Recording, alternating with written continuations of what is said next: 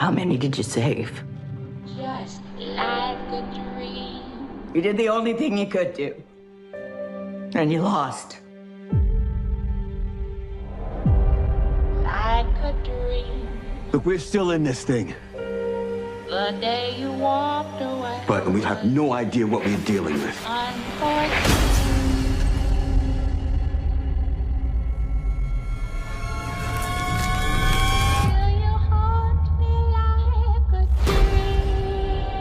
Things are getting worse around here, aren't they? Boyd, we're out of food. Too many things are changing. Yeah. I have to remember. Remember what? What's missing? Nothing that I've been through is possible. I think you're here for what's in the basement. This place will not break us. We can still win.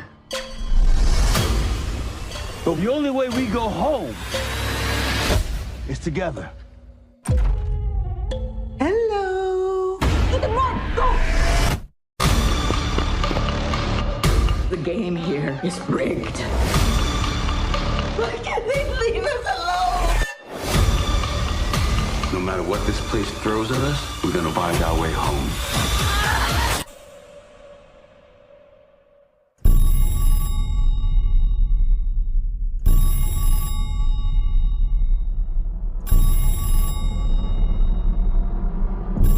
Everybody just talks about how afraid they are of dying. Well, I don't think that's the worst thing that can happen to you here.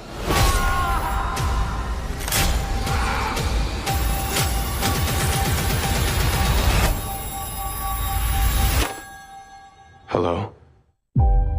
Like a dream. You looking for these? Into my life. You can't save them all. But things are really how they used.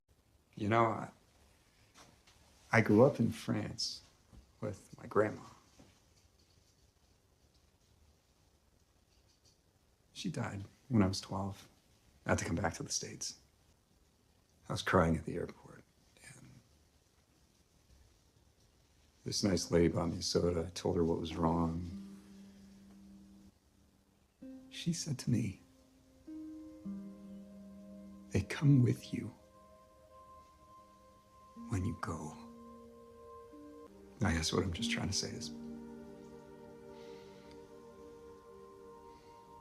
don't be sad. I'll come with you when you go.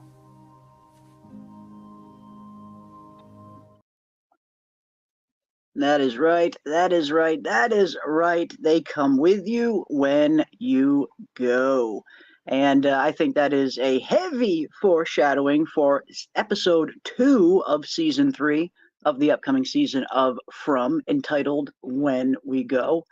I get the feeling Tien Chen is on very thin ice. I am super worried for the longevity of Tien Chen, aka Kenny's mom. But welcome one, welcome all to our Saturday night edition of the Fromville Hour. So glad to have each and every one of you here. And I hope everybody is enjoying the start to their weekends. At least here in the States, we have a long weekend. We have a 3-day weekend with Labor Day right around the corner. So I hope everybody is, again, enjoying their weekend and enjoying their holiday weekend in particular. Hope you guys are having fun. Hope you guys are enjoying it. But so glad to have each and every one of you here. Now, of course, last night we dove headfirst into some of the recent episode titles and synopsis that were recently released. But I originally also wanted to dive into some of the other aspects that we have recently been discovering in terms of some of the influences behind From. And anyone who recently watched my Monsters Origin video that recently came out, you learned about the incredible connection that these monsters have to the work of an English painter named Francis Bacon, and how when you start to look at how trippy his work truly is and how deep it is rooted in the conscious and unconscious mind, it starts to think that maybe they were taking a little bit more influences from Francis Bacon than just aesthetically. So we're going to talk a little bit about the dream world of From this evening, and what part that these dreams are going to play, these dreams / visions that a lot of these characters seem to be having. Tonight we are going to talk a little bit about that, and I would love to get everybody's opinion on the subject, and of course, anything else from season 3 related, anything you guys want to talk about. You know how I go. Nothing is off the table. So we will dive into all of it. We got Kiwi Skirt in the building. Welcome one, welcome all. We got Ando in the house. What is up, Ando? Good to see you, my friend. And I know you, just like me, are waiting with bated breath for George R.R. Martin to make his next Not a Blog post. It looks like he is getting ready to sound off on House of the Dragon Season 2 and its problems. So that'll be a pretty interesting read. That will be an interesting read. We got Wayne Fishing in the house. What is up, Wayne Fishing? What is up? What is up, everybody? What is up? Yes, Wayne. What is up? That is what I like to see. That is the spirit I like to see in the chat. What is up, indeed? We got BK in the house. What is up, BK? Good to see you as well, my friend. Welcome, welcome. The hero of the watch party on Sunday night came through clutch for us. So big shout out to BK. BK always comes through clutch. Anyone who knows BK, you guys know he comes through clutch. We got Bitey in the house as well. What is up, Bitey? Good to see you, my friend. We got the man in black in the building. We got Kiss of Death in the building as well. What is up, everybody? I see Illegal Mods hanging out there as well. I see the wonderful Susie is in the chat as well. Welcome, welcome, Susie. We got Dr. Deb in the building, the resident doctor, one of our resident doctors, anyway. And always good to see Dr. Deb. We got Delsenia in the house. What is up, Delsenia? Always good to see you as well, my friend. I hope you and everybody else are enjoying the start to your weekends. We got Daryl Seymour. What is up, Daryl? It is good to see you. Welcome, welcome, welcome. We see Darren Boy in the house. 22 more days away, ladies and gents. We are just 22 days away from season 3. And I cannot wait, and I know you guys cannot wait as well. This is, I think this is going to be potentially their best season yet. It's going to be really hard to top season 1, in my opinion, personally, just because I love season 1 so much. I really like season 2 as well, but season 1 definitely my favorite. But based on everything we've been hearing about this upcoming season, from the trailers to the awesome theories and the incredibly encouraging statements from some of the creators, it looks like season 3 just might be potentially, again, their best season yet. So I guess we're going to have to wait and see. Guess we are going to have to wait and see. We got Julie B in the house as well. What is up, Julie? Good to see you as well. I see Vic in the building. Let's get this party started. Yes. Hell yes, indeed. Let's get this party started. There's our other doc. See Doc Hayes in the building. And again, welcome one, welcome all. I see Soph as well. Let me jump down to the bottom, see if I can catch a few more. But we are going to dive into it. And again, if I missed anybody, terribly sorry. I try to catch as many as possible. Sometimes the chat likes to jump on me. But I do see Gardenia. What is up, Gardenia? Good to see you. Saying what is up to the Fromily. I see SL Rhodes in there as well. I see Percy Garcia in there as well. What is up, guys? Good to see you. I see Vanessa M in the house. What is up, Vanessa M? Awesome, awesome, awesome. We got Muzama Mill in the house as well. What is up? I see Bon Terez Ramos in the house as well. Awesome to see you guys. Awesome to see everyone. Now, of course, we are going to dive into, again, anything that you guys want to talk about tonight. Nothing is off the table, but I definitely want to discuss a little bit about the dream connection, potentially, from the work of Francis Bacon and how a very famous painting of his, this very famous painting to be specific, let me pull it up here and show it. Apparently, this famous painting from Francis Bacon was the inspiration for the design of the monsters on From, which is incredibly interesting. They got their inspiration from this very famous painting from Francis Bacon, which was done a long time ago. And he has this whole kind of style of the way that he paints and the way that he incorporates or at least some of the feelings that he tries to invoke with his paintings in terms of the conscious and unconscious mind, dream state worlds. It's a very interesting what he kind of throws into his paintings. And apparently this painting in particular on the left was a heavy inspiration for what the monsters went on to look like on From. And you can totally start to see a little bit of where they got some of that influence from, especially in the face. Very similar to our monster faces. Obviously, the monsters have much more of a horror angle to them, but here you can see it much better. You can really see where that influence came into play. And so I thought that was very interesting that a very old painting like this ended up being some of the inspiration behind these monsters that we know and love so much. But enough for me. Let's hear it directly from the horse's mouth, the crew of From, and the phenomenal director, Jack Bender, as he talks about some of these things.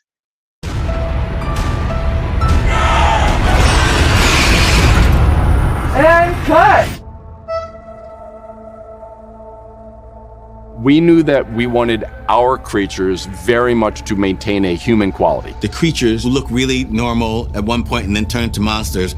They come out of the woods at night looking like a creepy librarian, your neighbor's a worker or a milkman. They take the form of somebody who that character would probably be close with. So Julie sees a young guy that maybe she knows from school. Don't you recognize me? They come at you smiling. They come with a seduction and with an enticement. When can I come inside? They enjoy it, these monsters in this place. They enjoy inflicting harm. They never run, which is even creepier. Because you know why? They don't have to. There is a husk outside that is human, but there is something deeper in them. When it does come out, it's almost demonic. It's horrific. We started off with that image of the Pope by Francis Bacon, the English painter. I always thought he was painting people on the inside, not the outside. They are intelligent creatures, and we're going to find out more about that.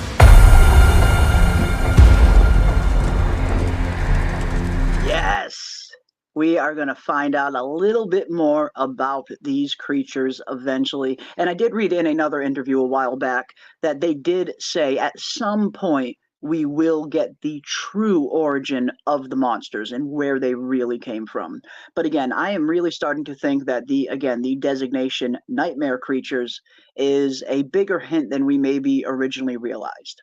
But yeah, let's dive into a little bit of this, shall we? Now, Bacon's work, Francis Bacon's work in particular, is very interesting, and it's often described as something like this. Bacon's paintings often depict dreamlike or surreal images that blur the line between the conscious and unconscious mind. He employs a clever usage of distorted or sometimes even disfigured scenes to convey a sense of unease or ambiguity in hopes of reflecting the human psyche and its contradictory nature. So that right there, I mean, tons of that stuff. You can really see how his work really influenced the creation of these monsters, and maybe even a little bit more than just aesthetically. Again, maybe more than just their simple design was influenced. But I love the idea of dreams and nightmares playing some kind of significant part in From, and we have seen at least some evidence for that up until this point, with all of the very trippy, weird, dreamlike sequences we get, the visions that Jade is having.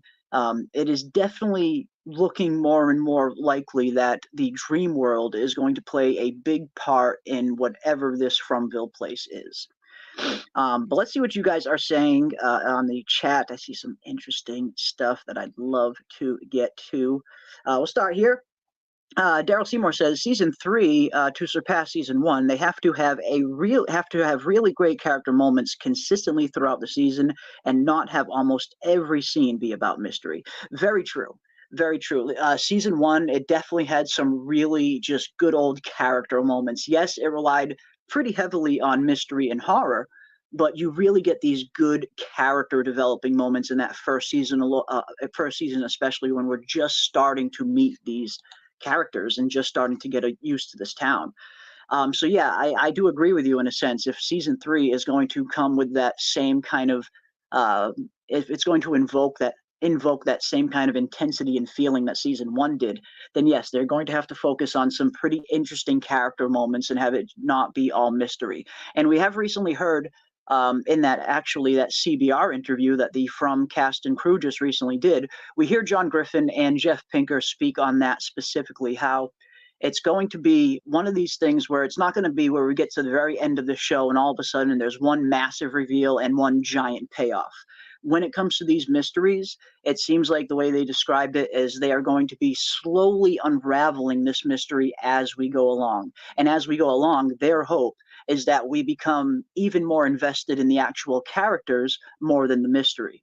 And I suppose what you get invested in is completely up to you as a viewer. If the mystery is the best part of this show for you, then the mystery is the best part for you. If the characters and some of the interworkings of these characters is what's best, then that's what's best for you. It really is a matter of perception, and however way you choose to, tackle a show like this.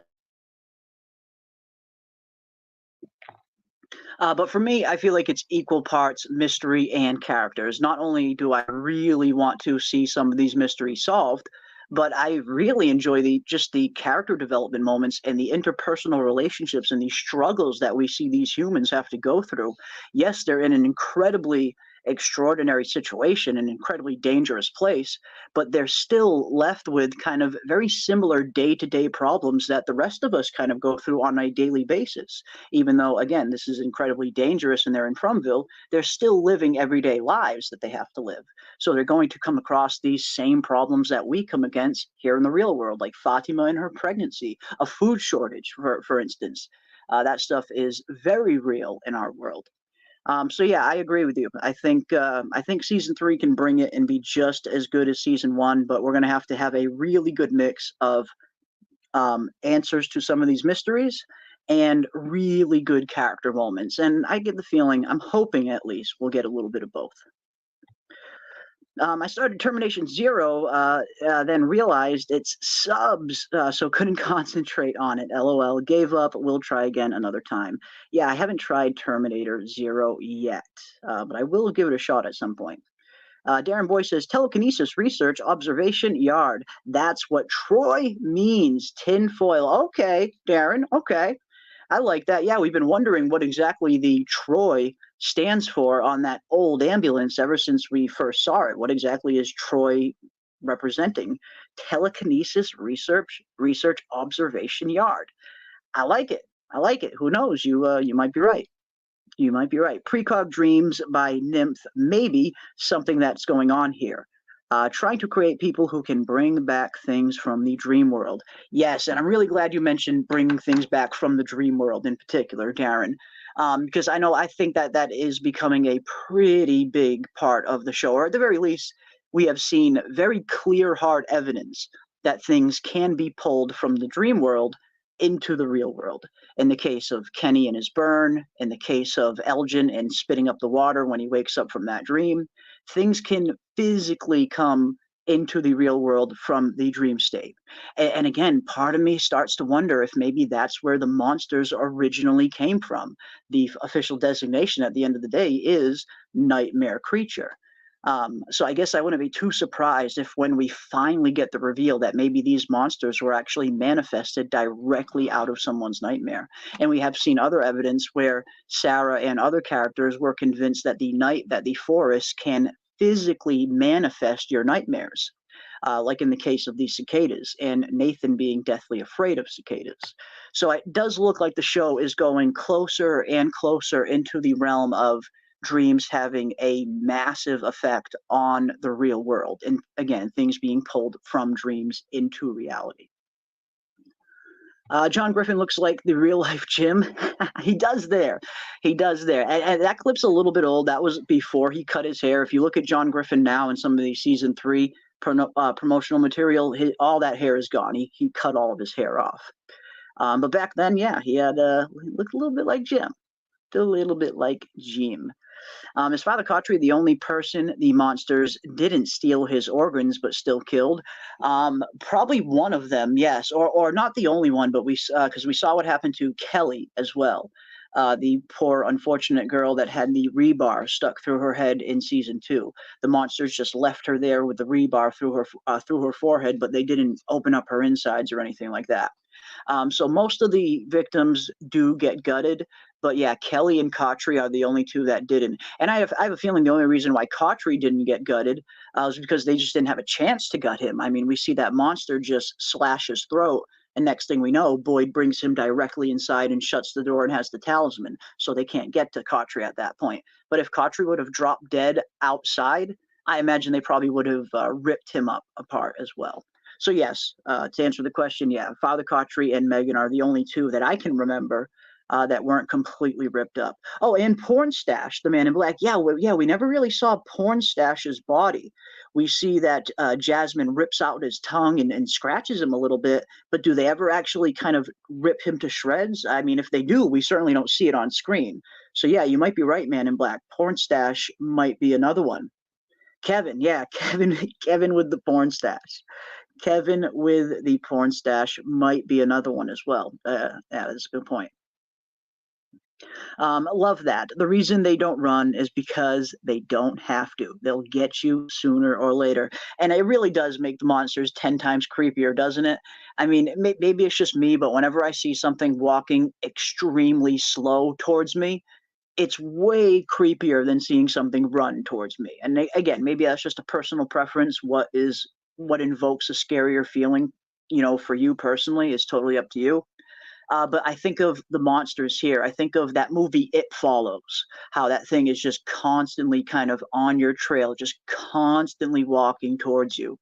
Michael Myers, Jason. I mean, you see a lot of these just, these forces of nature, killers that they always just tend to walk towards you. Jason will move pretty fast every once in a while, but Michael Myers is always incredibly slow. He doesn't need to run because he knows he doesn't have to. He'll catch you eventually.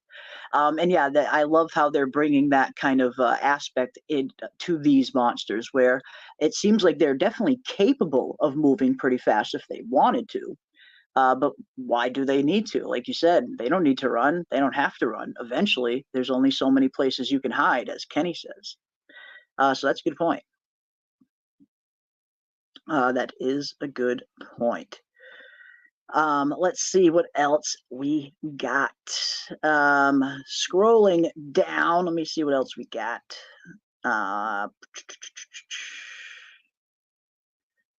Let's see, where was I? Lost my spot. Sorry, guys. Here we go. We got Amarwak asks, if it's all dream stuff, I'm gonna be pissed. But Tabitha having to deadfall to wake up isn't looking good. Yeah, and I don't think it's all dream stuff. I don't think it's going to be some kind of reveal where we find out everybody in Fromville has been dreaming the whole time. I definitely don't think it's going to be anything along those lines. When it comes to dreams playing a part, I see it being more of along the lines of things that we've kind of already seen, where dreams can certain things anyway can be pulled from dreams into Fromville or into the real world. But in terms of getting one big reveal, finding out that everybody in town is just having one giant shared dream, I don't think that's the case. I certainly don't think that's what's going on. That would be very anticlimactic if that was the case. So I don't think they're all dreaming. I don't think they're all personally in some kind of dream state. But I do think dreams that they're having while they're there, like these visions and some of these other dreams and nightmares, I do think those are going to have a lasting effect and a real world effect when those things get brought from the dream state into the real world. Like, again, the case with Kenny and the burn and Elgin in the water. So I think we'll see some more things along those lines, but I don't think we'll actually find out that they're all just dreaming. That would be kind of a weak reveal for sure. By the way, guys, in the synopsis about the Matthews house struggle, when did the Matthews have a house? Didn't theirs collapse? And if they have a house, it's Mrs. Lou's house. Yeah, I imagine it's probably referring to Mrs. Lou's house, exactly. Because like you said, the Matthews family house is gone. It's completely destroyed. Whatever destroyed it, we don't know. But they went and moved in with Kenny and Mrs. Chen. So it seems like that is their house now. Unless when season 3 comes around and they end up moving into a different house. Yeah, it seems like Kenny's mother's house is their house now as well. So when we see the synopsis say Matthew's house, it's probably referring to Tien Chen's. Yes. Yes, indeed. I think that an evil entity is using Fatima as a vessel so it can be unleashed upon them, a new kind of threat. We know there are other types of entities than the monsters. And I love this theory, and I had a similar theory that I did a video on this a while back. I had so much fun, thinking about what exactly is going to happen to Fatima. I feel like Fatima is definitely one of the characters that is going to be in some of the most danger in season 3 with regards to this pregnancy. And after reading those synopsis, yeah, I feel like it's that much more assured that this pregnancy, this baby, is not normal. And there's so much we don't know. I know we talked about this previously, but in terms of there's so much we just don't know about these worms that Boyd had in his system. And how are we to 100% know that all of the worms are out of Boyd's body, or whatever trace of what was in Boyd isn't still in there a little bit? And if that is the case, how are we to know that it wasn't passed on to Ellis after the transfusion? And if that was the case, how are we to know that Ellis couldn't have passed something on to Fatima while she was pregnant and infecting the baby with something? So yeah, there's so many possibilities out there. Like, I really like the idea that Fatima is potentially birthing some sort of monster baby, because we still need to find out what exactly the entity in season 2 wanted. We have no idea what its ultimate end game was. Yes, it was screwing with the town. It was causing chaos. But in terms of what it was actually trying to achieve, we don't really know. But I think we do get a few hints when Boyd, Kenny, and Sarah return to the ruins. And their entity says to Kenny, "It got excited when it touched your arm." And that to me tells me that maybe this thing was searching for a physical form, because that was the one thing this entity monster being didn't have. It seemed to be incredibly powerful. It can affect people in their dreams. It can, it can send you visions. This thing seemed to be, pretty OP. But the one thing it didn't seem to have was a physical form, a vessel, for lack of better terms, as you mentioned, Julie. So I do get the feeling that that is maybe what that entity was potentially searching for. What was its actual end game? We know that it takes over Julie, Randall, and Mari.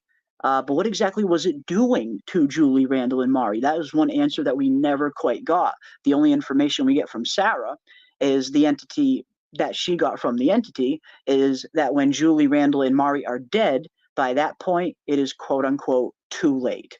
But what is too late? What do you mean? And that was never explained on the show. We don't know what this thing's ultimate end game was. But again, after hearing the line that the thing says to Sarah about Kenny, that it got, again, quote unquote, excited when it touched your arm, I get the feeling that it was maybe excited at the prospect of actually interacting with people in the real world. Because up until that point, this entity really only had power over people while they were sleeping. That's why we see the whole town saying, "Don't go to sleep." They're all trying to stay awake so they don't fall prey to this kind of weird Freddy Krueger-like entity. So I get the feeling that is probably what it was maybe going after. It wanted some kind of physical form or some kind of vessel. And Fatima's baby could be the perfect candidate to find a vessel to get birthed into this world, essentially. So yeah, I know it's a little tinfoily, but that was, I just thought it'd be a very interesting kind of twist if we saw Fatima birth this weird monster baby, or this weird kind of vessel for this entity, or for maybe even another entity that we haven't met yet, maybe. But yeah, I'm right there with you, Julie. I love that theory. I like it. Yeah, porn stash dude. Porn stash dude.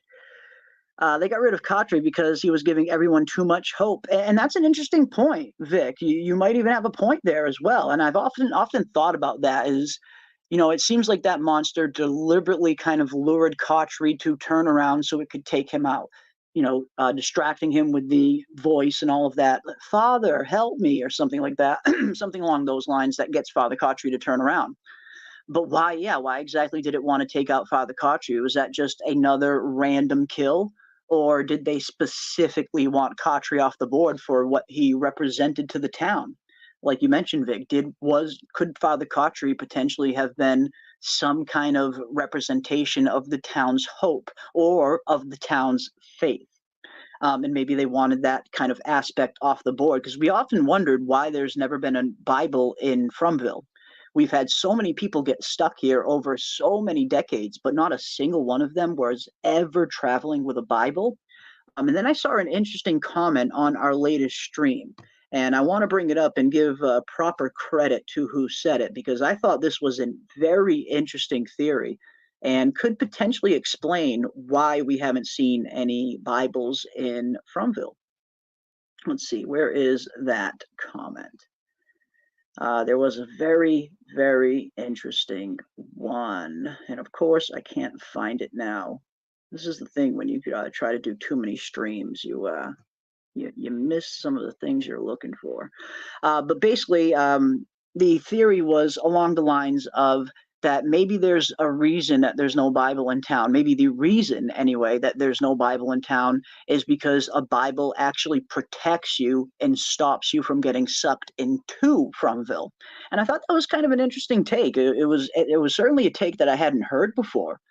We've heard some interesting theories as to why there's no Bibles in town, but at least as far as I'm concerned, that's the first time I've ever heard anything like that.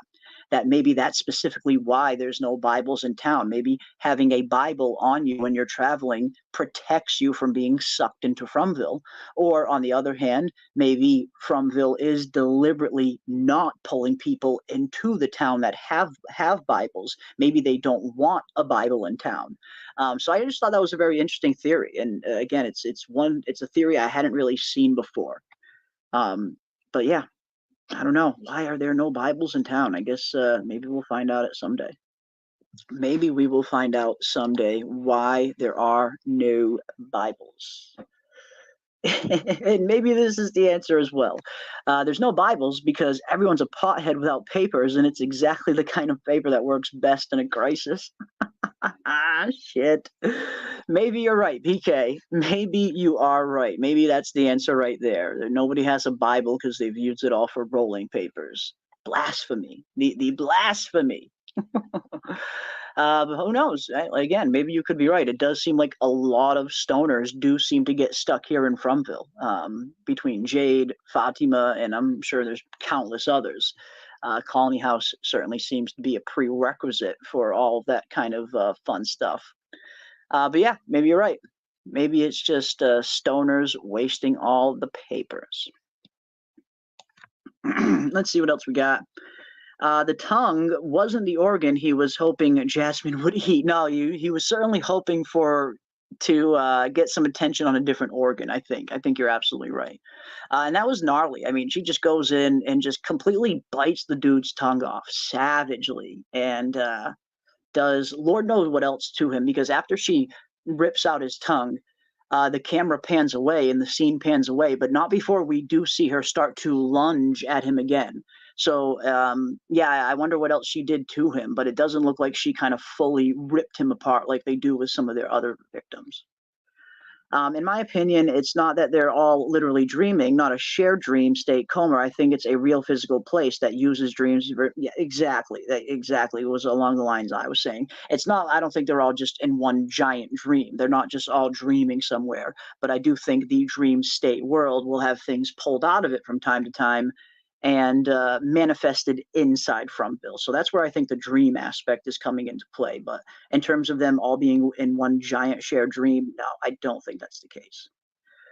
Imagine if we do end up seeing one of the monsters run at someone. Would be surprising and horrifying. It would be pretty surprising and kind of scary at this point. You're right. Just because, like, us as the audience, we're so used to seeing these monsters slow walk. They're always incredibly slow. They're slow. They're never moving quite fast. So, you know, again, as viewers, we're expecting these monsters to move slow. But then all of a sudden, if we just get one scene and these monsters are fucking clipping across the yard or clipping down the street fast as hell, yeah, that might be a little bit startling. That might be a little bit startling. So you might be right there. That could be an interesting scene. It would definitely throw us off, if nothing else, because, again, we're just so used to seeing the monsters walk. that seeing one run could be pretty scary, maybe. Yeah. If Tabitha returns to Fromville, returning to the hospital, it suggests that it suggests the hospital is somehow linked to Fromville, but why only the hospital and not an earlier time, keeping them in a dream? Yeah, there's so many questions, regarding Tabitha and how she ended up in the real world, how she ended up sucked out of that lighthouse window. What happened to her from that point on? Did she fall into some kind of portal, some kind of doorway? How did she go from outside of a lighthouse window back to the real world? Like, what was the in between? We know step A and we know step C, but what was step B? What exactly happened in between? We have no idea, and maybe we'll never find out. But I had an interesting idea, and we talked about this a little bit the other night in the Discord. And I had a pretty interesting idea that maybe there is a reason why we are seeing Acosta and this ambulance from Knott County specifically arriving here in Fromville, which just so happens to be the exact place, or most likely the exact place where Tabitha was spit out of Fromville from. What if the act of Tabitha leaving Fromville and arriving in Camden, Maine, left some sort of residual door open or something, and that's how the ambulance from Camden, Maine also gets stuck here in Fromville. I just thought it's incredibly weird coincidence that Tabitha leaves Fromville and ends up in Camden, Maine, and then it just so happens that a ambulance from Camden, Maine also arrives in Fromville right afterwards. That's just way too much of a coincidence to be coincidence. So I wouldn't be too surprised if the act of Tabitha leaving Fromville opened up some kind of doorway to allow the ambulance to travel from Camden into Fromville. Just a little quick kind of tinfoil theory I thought of the other night, because I just think it's way too coincidental. It's just way too coincidental that an ambulance from Camden, Maine, of all places, arrives here in Fromville right after Tabitha escapes to Camden, Maine. So I really think that maybe her escaping might have left some kind of door open, for lack of a better term, that the ambulance ended up passing through, maybe. Have we confirmed she's in the real world? Not 100% really yet. But I think it is pretty safe to say that she is in the real world. I mean, all of the evidence points to her being in the real world. But again, until we actually see the show, there really isn't 100% confirmation on that yet. She still potentially could be, and I know a lot of people seem to think she might be in some kind of level 2 area or Fromville, which could very well be possible. But at this point, I think with all of the evidence we've seen, her meeting up with the priest in the confessional, her meeting this weird Henry guy, going into the basement, finding the Ankui drawings, I just feel like there's more evidence pointing to her being in the real world, and there's some very specific evidence pointing to her being in Camden, Maine. So I do think she is in the real world, but no, there's not 100% confirmation yet until we see the actual episode. Yeah, it's like the DMT world. Indeed, it is like the DMT world. Boyd was dreaming when he sees Martin, and when Boyd took the torch, he took it from the dream world into the real world and the cicadas. And that could also be another possibility. And that's another theory that I actually really did enjoy, because we see Boyd get infected with these cicadas. But yes, was Boyd in some kind of dream-like world, some kind of dream-like state, some dream realm, for lack of a better term, when he does meet Martin? It stands to reason that that very well could be the case, considering later on we see Julie, Mari, and Randall trapped in that same place when they are in a dream-like, coma-like state. So yeah, I think it's certainly possible that Boyd could have been infected with the worms in the dream world, and the act of him leaving that place with that torch, as you mentioned, it physically brought both the torch and the worms into the real world.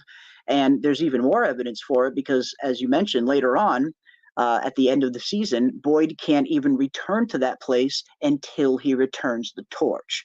And until he returns the torch lit, specifically. So no, I like that, Wayne, and I think that could be very plausible.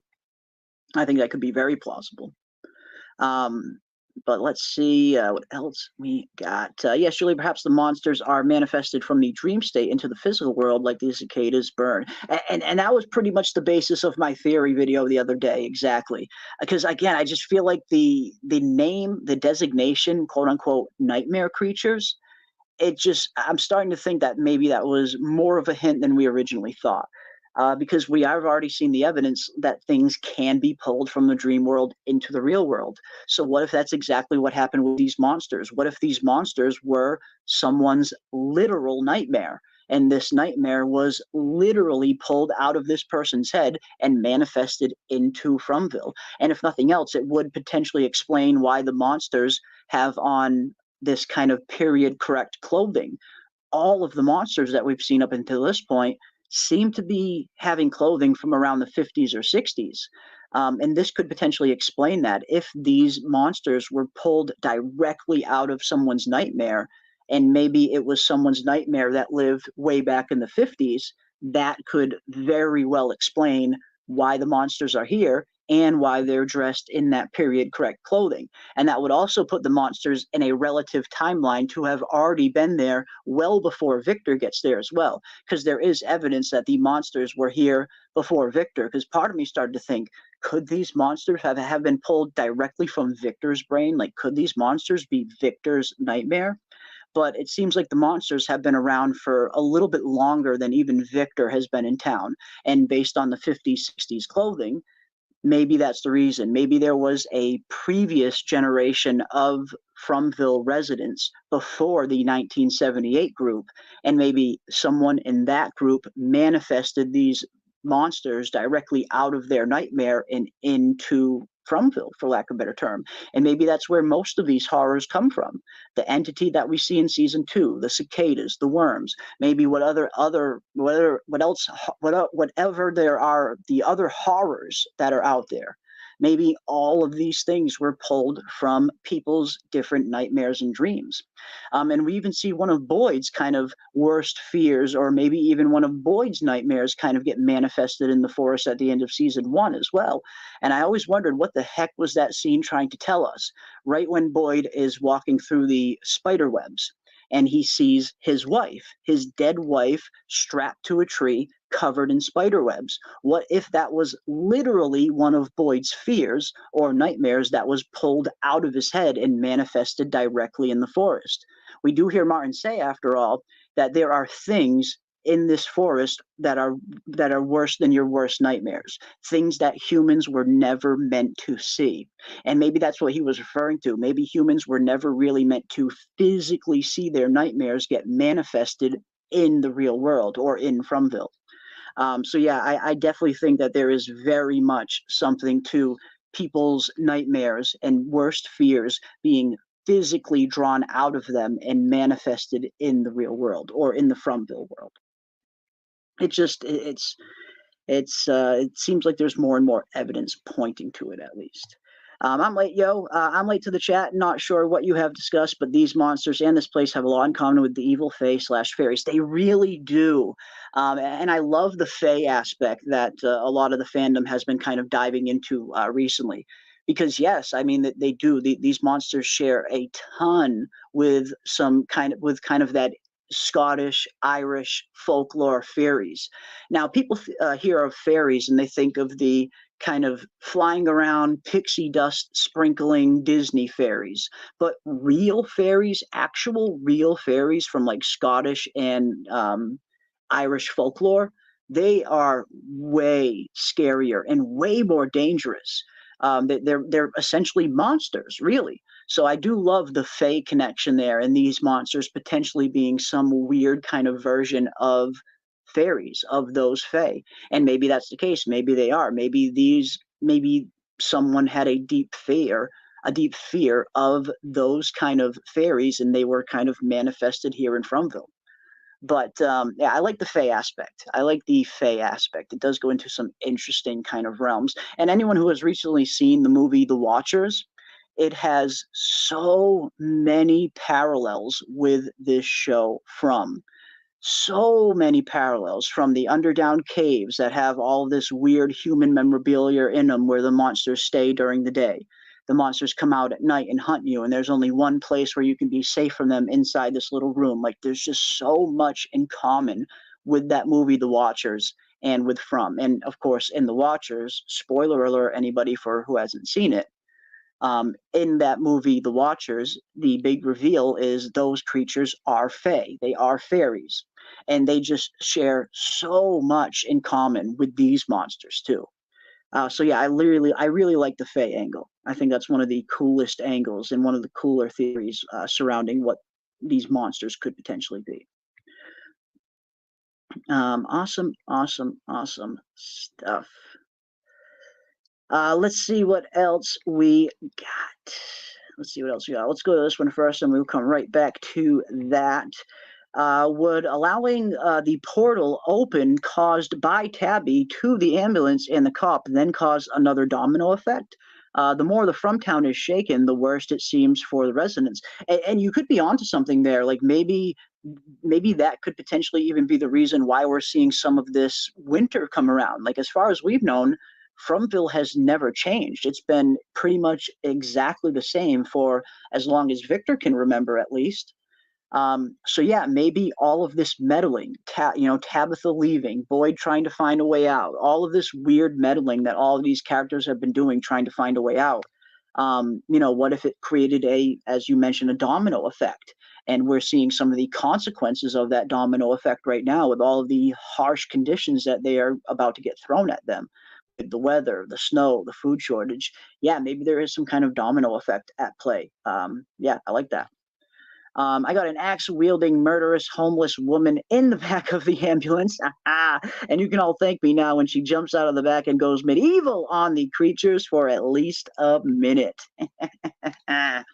Yeah, I can't wait for that episode. I think that's going to be a very, very fun episode when we see the ambulance arrive into Fromville.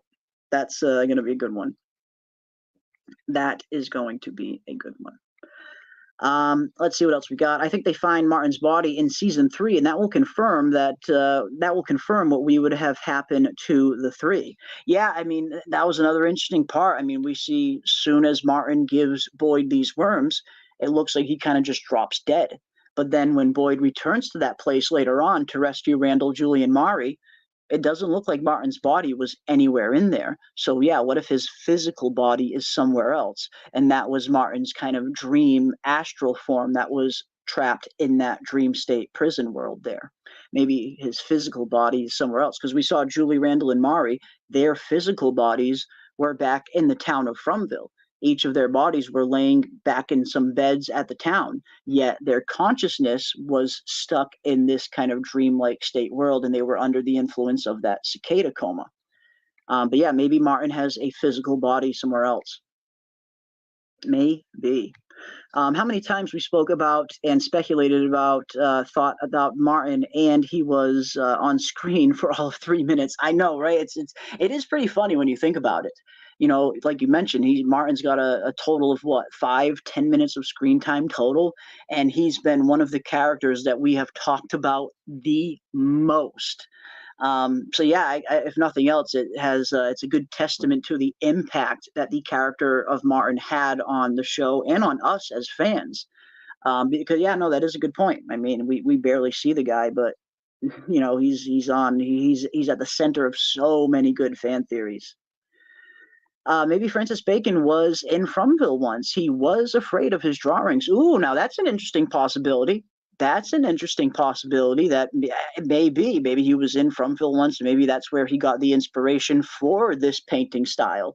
That's an interesting theory. I like that. That's a cool one. Julie Barber says, definitely not a coincidence that Tabitha's in Camden, Maine, and the ambulance is from there, says Knox County, where Camden is. A thin spot between dimensions may have opened up where she wound up. Again, I really feel like that's might have what happened. It's just way too much of a coincidence for Tabitha to end up in Camden and this ambulance to come from Camden. So yeah, I very much think that might be the possibility that Tabitha leaving Fromville opened up some sort of rift, some sort of doorway, and that allowed the ambulance from Camden to make it into Fromville. I just feel like it fits. Now I could be wrong, of course, but I just feel like that. I just feel like that theory fits. Let's see what else we got. Is it possible that Tabitha has a doppelganger, or am I way off base here? And what's so great about this show is there's so much that we just still don't know, that there's really not a whole lot of theories that you can just outright discount and completely debunk. Because even some of the theories that sound, you know, a little bit more tinfoily still could potentially be true in some way, shape, or form, because there's just so much data we don't have yet. So to outright dismiss any theory at this point in time in the game, I feel would be incredibly foolish, because almost anything could be possible still. And who knows? Yeah, maybe Tabitha will have some kind of doppelganger. I feel like it's, you know, again, feels like nothing is outside of the realm of possibility. Anything and everything is possible on Fromville until it's not. Until we actually get more answers and get more data, anything is possible up until that point. As Kiwi Skirt says, yes, LOL, anything is possible. It really is. It really is. Could the nightmare monsters have started with Christopher? I was wondering if that could be possible, and if Christopher was old enough to have started the monsters. Now, again, if the monsters were pulled directly out of someone's nightmare, and again, maybe that's why they're called nightmare creatures. Now, it would have to be someone that was in Fromville and alive around the 50s or 60s. And judging that the massacre happened in 1978 and Christopher already looked like he was well into his 40s or 50s at that point, yes, I definitely think it is possible that Christopher could have been the original origin of the monsters, and that maybe they were pulled out of his mind. At least the timeline would potentially fit that he could be a candidate. So yeah, that's an interesting choice, Admiral, and an interesting theory. And also, whoever dreamed those monsters was a dick. Yes, Admiral. Whoever dreamed those monsters was a damn dickhead. Absolute dickhead. Yeah, you gotta love it. You got to love it. Let's see what else we got. If Fromville is an astral plane, it would suit my theory on past lives / souls, groups / reincarnations, like Jade seeing various past versions of himself. Yeah, in terms of like incarnations, because I thought that was a pretty interesting theory that some of you guys were talking about the other day, that all of these visions that Jade is having, all of these people that Jade is seeing, the Civil War soldier, the person crushed by the boulder, maybe these were all people that were also affected by this symbol in previous time periods, in previous timelines. Like Christopher, we know Jade is seeing Christopher, and we know Christopher was seeing the symbol before Jade saw it. But what if before Christopher it was that dude under the boulder? What if before that dude under the boulder it was the Civil War soldier? So I do like that idea of potential incarnations of certain roles in the town that need to always be filled.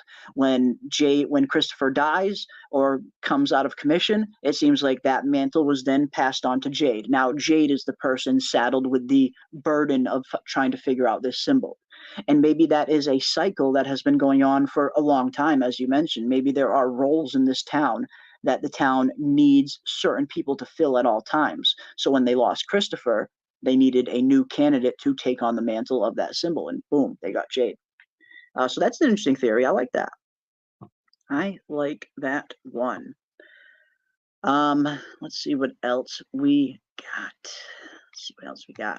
That Spidey / webbed forest needs to be explained, needs to be explored without fear. As Tom stated, the most precious is protected. People need to face their fears, and that's an interesting way to kind of approach that as well. Like, because we do see when Boyd is walking through those cobwebs, you can tell how afraid he is. Like, you can just tell he is very scared. And maybe that's why the forest affected him in that way and showed him, his dead wife being completely consumed by cobwebs as she reaches out and grabs him. And her reaching out and grabbing him is exactly what allowed all of the spiders to crawl all over Boyd's body in the first place. So yeah, there's some interesting stuff going on in that weird kind of cobweb area of Fromville, and I would love to see at some point if another character ends up back there and see what happens. Will they also see a similar vision to what Boyd saw, seeing one of their fears or one of their nightmares manifested in front of them? I like it. Camden, Maine is a rough hood that would need cops, or is it routine because a cop in an ambulance isn't the worst idea if you're a town or a city that can afford it? And yeah, it varies from town to town, from city to city, and as you mentioned, from budget to budget. Can it be afforded at the end of the day? Because cops that get assigned to ambulance duty, I believe they get paid overtime or time and a half. So yeah, anytime a city is going to designate a cop into an ambulance, they're going to be making far more than they would normally make. So budget would definitely come into play. But no, it's a very interesting idea as to why there is a cop in Tabitha's in the Camden, Maine ambulance. And could it potentially be because there is a prisoner that is being transported in the back of that ambulance? Very possible. I know, I mean, I certainly hope Tabitha doesn't return that soon. I feel like her returning after only 4 episodes would be a little anticlimactic. But who knows? Maybe we're seeing the reintroduction of Tabitha coming back into the town when this ambulance arrives. Maybe she is the one that is in the back with the cop. Yeah, I don't know. I guess we'll have to wait and find out. I mean, as interesting as that would be, I just feel like it would be a little bit of a waste of what could have been a very interesting storyline of having Tabitha back out there in the real world. I was very much hoping that Tabitha wouldn't return to Fromville, at least until the end of season 3, or maybe not even until season 4 even would have been nice. But I guess we'll see. I guess we shall see. And welcome, Snug. Good to have you, my friend. How's it going? Happy Labor Day weekend to everyone. Good. Absolutely. Happy Labor Day weekend to everyone. What is up, Greek Girl? Good to see you as well. Good to see Crazy Donut and everyone else that has recently arrived. Welcome one, welcome all. Yeah, I hope everybody's enjoying the start to their Labor Day weekend. I got a nice 3-day weekend, and I am very much looking forward to myself. And we are going to make the most of it. We are going to make the most of it. Obviously, we have our normal Saturday stream tonight like we usually do. But tomorrow night, also, we will be kicking off the rest of our From Season 2 watch party, which will be happening directly in the Discord. So if anybody wants to come and hang out with us and rewatch season 2 with us, we watched episode 1 and 2 last Sunday, and tomorrow we'll be watching episode 3 and 4. So yeah, everybody is welcome to come and hang out with us for the watch party. Yeah, I heard y'all talking about the cobwebs. I don't know if you mentioned that if you go back to the first season, and this is since I've been going through and watching the episodes again, that very first when the RV wrecks and Boyd is looking in, it looks like he's looking through cobwebs. So that symbolism goes back to the very first episode. So it's got to mean something. Yeah. Okay, interesting. I didn't even catch that. Yeah, I didn't either until I watched it again. Yeah. Oh wow. Yeah. I like that. And yeah, like you said, maybe it was kind of foreshadowing right from the very beginning that it does seem like these spiders are going to play some kind of part. Yeah, maybe that was the foreshadowing of it from right there from the beginning. Nice catch. I'll have to go back and watch that episode and see if I can spot it. Let's see what else we got. We were talking a little bit about the dream world of Fromville and how we're starting to see more and more evidence of dreams being pulled out of people's heads and manifested in the real world of Fromville. Like we saw in the case of Kenny, he gets burnt by the cicada in his dream. He wakes up with the burn mark still on his arm. We have Elgin. He gets pushed underwater in his dream when he's being drowned by that weird Fatima-looking creature. He wakes up and spits out a ton of water. So we're starting to see more and more evidence of things being pulled from nightmares and dreams and manifested in the real world. So we're starting to wonder what else could have been manifested, what other horrors that they are dealing with could have originally come from someone else's nightmare. And I found it interesting that the monsters on the show, their official designation during season 1 was officially called nightmare creatures. So I'm starting to think that maybe these monsters were plucked directly out of someone's nightmare, and that's how they got here to Fromville. We saw Sarah talking about that very interesting theory that her and her brother had about the forest physically manifesting people's fears. Nathan was deathly afraid of cicadas, and next thing we know, an army of cicadas start plaguing the town. So I thought it's an interesting theory. It looks like, I mean, it's certainly not proof, but we're at least seeing some very decent evidence that things can be pulled out of dreams and manifested in the real world. And we're starting to wonder what else could have been manifested in that same instance. The monsters, the worms, the entity, what else could have been pulled from the dream world into this world? Especially when, and the reason, and the thing that kind of first put me down this rabbit hole was finding out some information on the origin of the monsters, or at least the inspiration behind what the monsters went on to look like. And this is part of the original inspiration for the monsters. It's a very famous painting from Francis Bacon. He was an English painter years ago. And so I'm starting to wonder what other kind of influences from Francis Bacon's work did they potentially bring and weave into Fromville? Because if you look at Francis Bacon's work, it's described as super, super trippy. Like, the guy plays with some very interesting concepts. His paintings often depict dreamlike or surreal images that blur the line between conscious and the unconscious mind. He employs clever usage of distorted or sometimes even disfigured scenes to convey a sense of unease or ambiguity in hopes of reflecting the human psyche and its contradictory nature. So this dude's work is incredibly trippy and incredibly rooted in the conscious and unconscious mind, the dream world and the waking world. So I'm starting to wonder how much influence did this guy's work have on the show of Fromville. We know that his painting kind of inspired the design of the monster, but could the work have inspired a little bit more than just the design? I'm starting to wonder. But yeah, that's basically where you're pretty much caught up now. You're pretty much caught up now. Cool.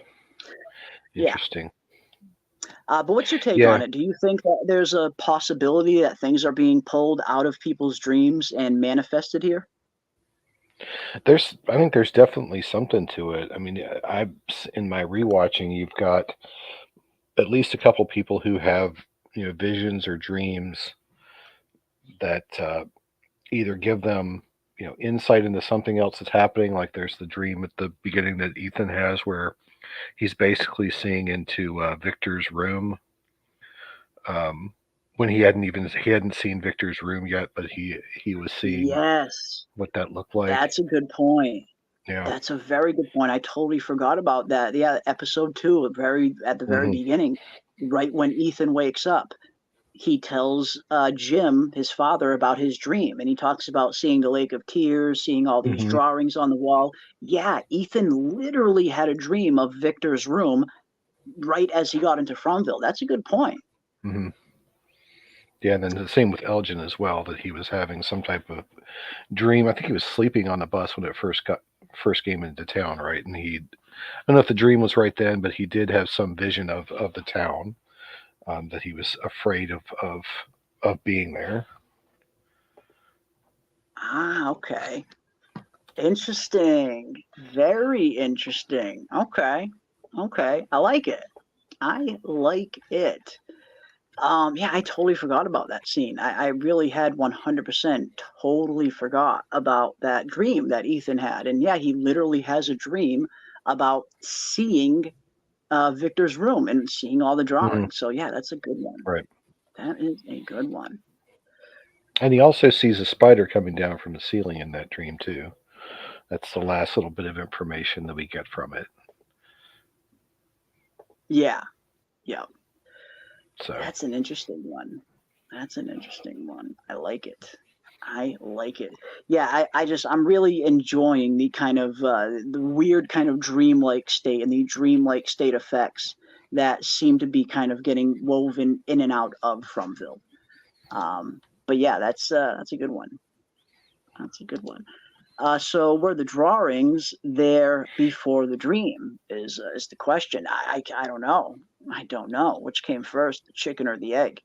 I get the feeling that that the drawings were there before the dream, because it seems like these drawings have been here for a very long time. Victor's been drawing things for years. And it seems like Ethan was seeing the inside of Victor's room. So it looks like the drawings came first and then Ethan's dream came afterwards. Or at least it seems that way. Yeah, it seems that way. Yeah, it at least seems that way. Although, sorry, go ahead. Now that I think of it, maybe it's not. It pans to that. It pans to Victor, or it goes to Victor's room while he's describing it. But with the spider coming down from the ceiling, maybe he's talking about the pictures on the wall in the cave.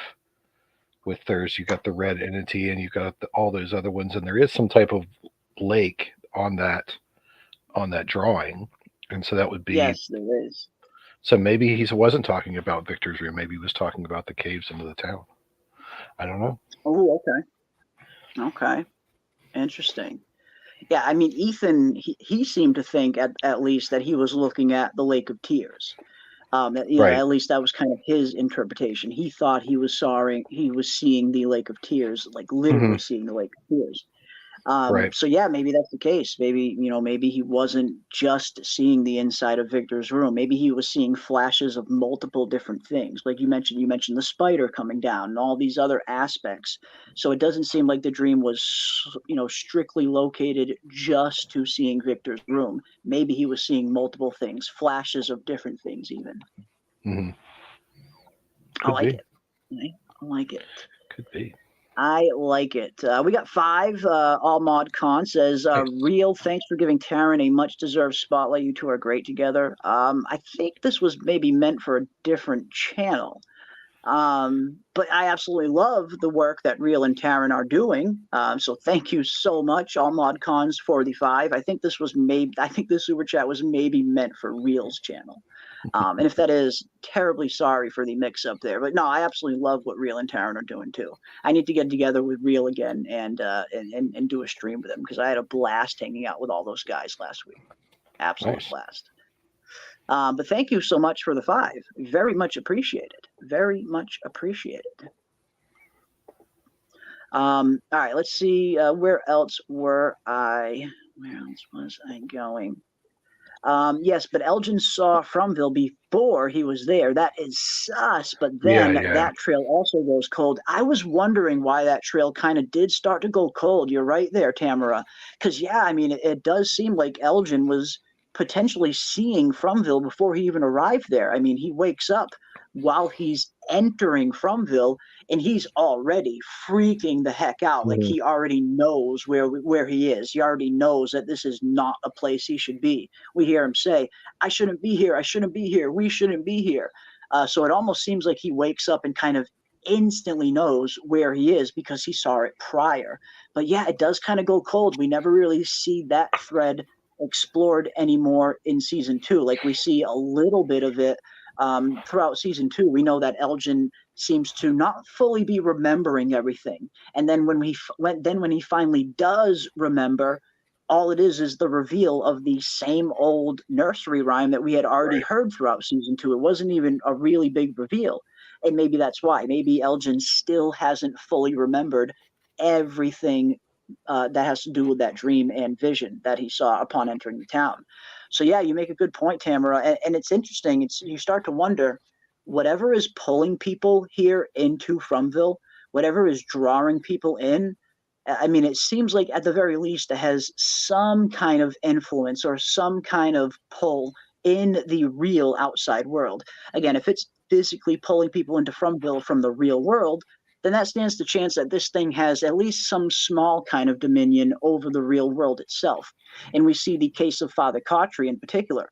Father Khatri right after he has one of the most trying experiences of his life. He starts to, potentially start to kill himself. He's ready to jump off a bridge. And all of a sudden, he hears what he describes as the voice of God telling him to get back in the car and to keep driving. And then, boom, 2 hours later, he ends up in Fromville. So whatever voice that Father Khatri heard, he might have thought it was God, but maybe it was something from inside Fromville that wanted to lure him into this place. So yeah, maybe something similar happened to Elgin as well, where something was sending him some kind of dream before he even got stuck here. Maybe something does have some modicum of influence on the real world and can physically pull people into Fromville. I like it. I like it. And welcome, Aldous. Welcome. Yeah. Always good to be here, man. Good to have you. Good to have you. We're talking a little bit about From Season 3 and some of the potential dream aspects that we are starting to see a little bit more in the show in terms of things seemingly being pulled out of people's dreams and manifested in the real world itself.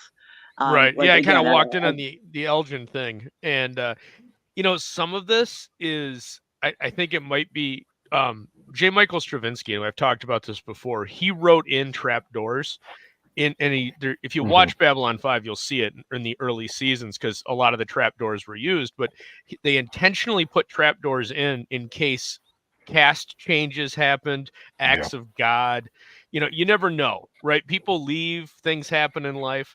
So I think the Elgin thing might be a trapdoor that if something doesn't work out, if an actor doesn't want to stay on the show, or if maybe they're not even sure which path they want to take, it gives them an out. It gives them an easy one. So that's why, to me at least, it feels that way. And a little bit with the boy in white. And yeah, Admiral Wackass, not everything's about Babylon 5. I know. I'm just using it as an example. It can be, though. That show went through so many production issues over its run that it's like the perfect example to show what happens and what the writers are thinking, because everything that went wrong, could have gone wrong, went wrong. So, but yeah, man, it's a good, I don't know. I just think it's something like that. It's in my opinion. And then I do agree with some of the people in chat saying the boy in white is evil. He's not good. That's for sure. Yeah. He's like the Vorlons in Babylon 5, in my opinion. That's for you. Maybe.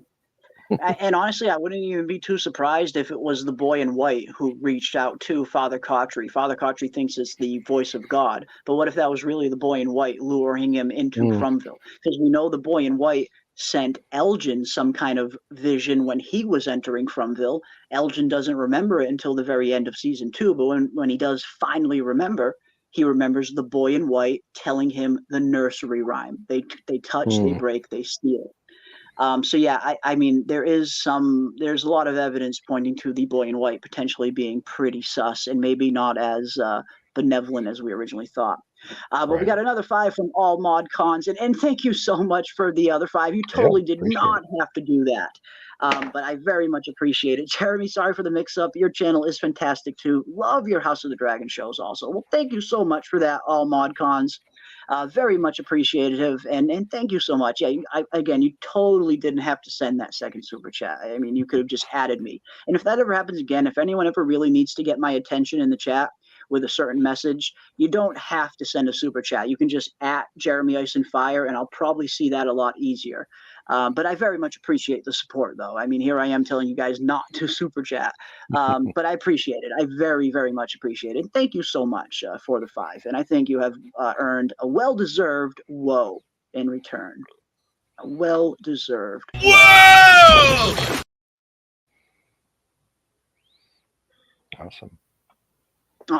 Awesome. And thank you so much. Thank you so much for the support. It really does mean the world to me. I mean, just getting on here and getting to hang out with each and every one of you and talk from, it's crazy the support you guys have shown us, and I just can't thank you all enough. So I will certainly continue to do my part and provide a awesome place for us to come and hang out a few times a week. And yeah, we got another Babylon 5 fan in the chat. I like it. I like it. Yeah. Oh yeah. Indeed, Babylon 5. I've still never seen it though. I mean, I feel like I'm not in the club. I feel like I'm not part of the Babylon 5 club. I really need to.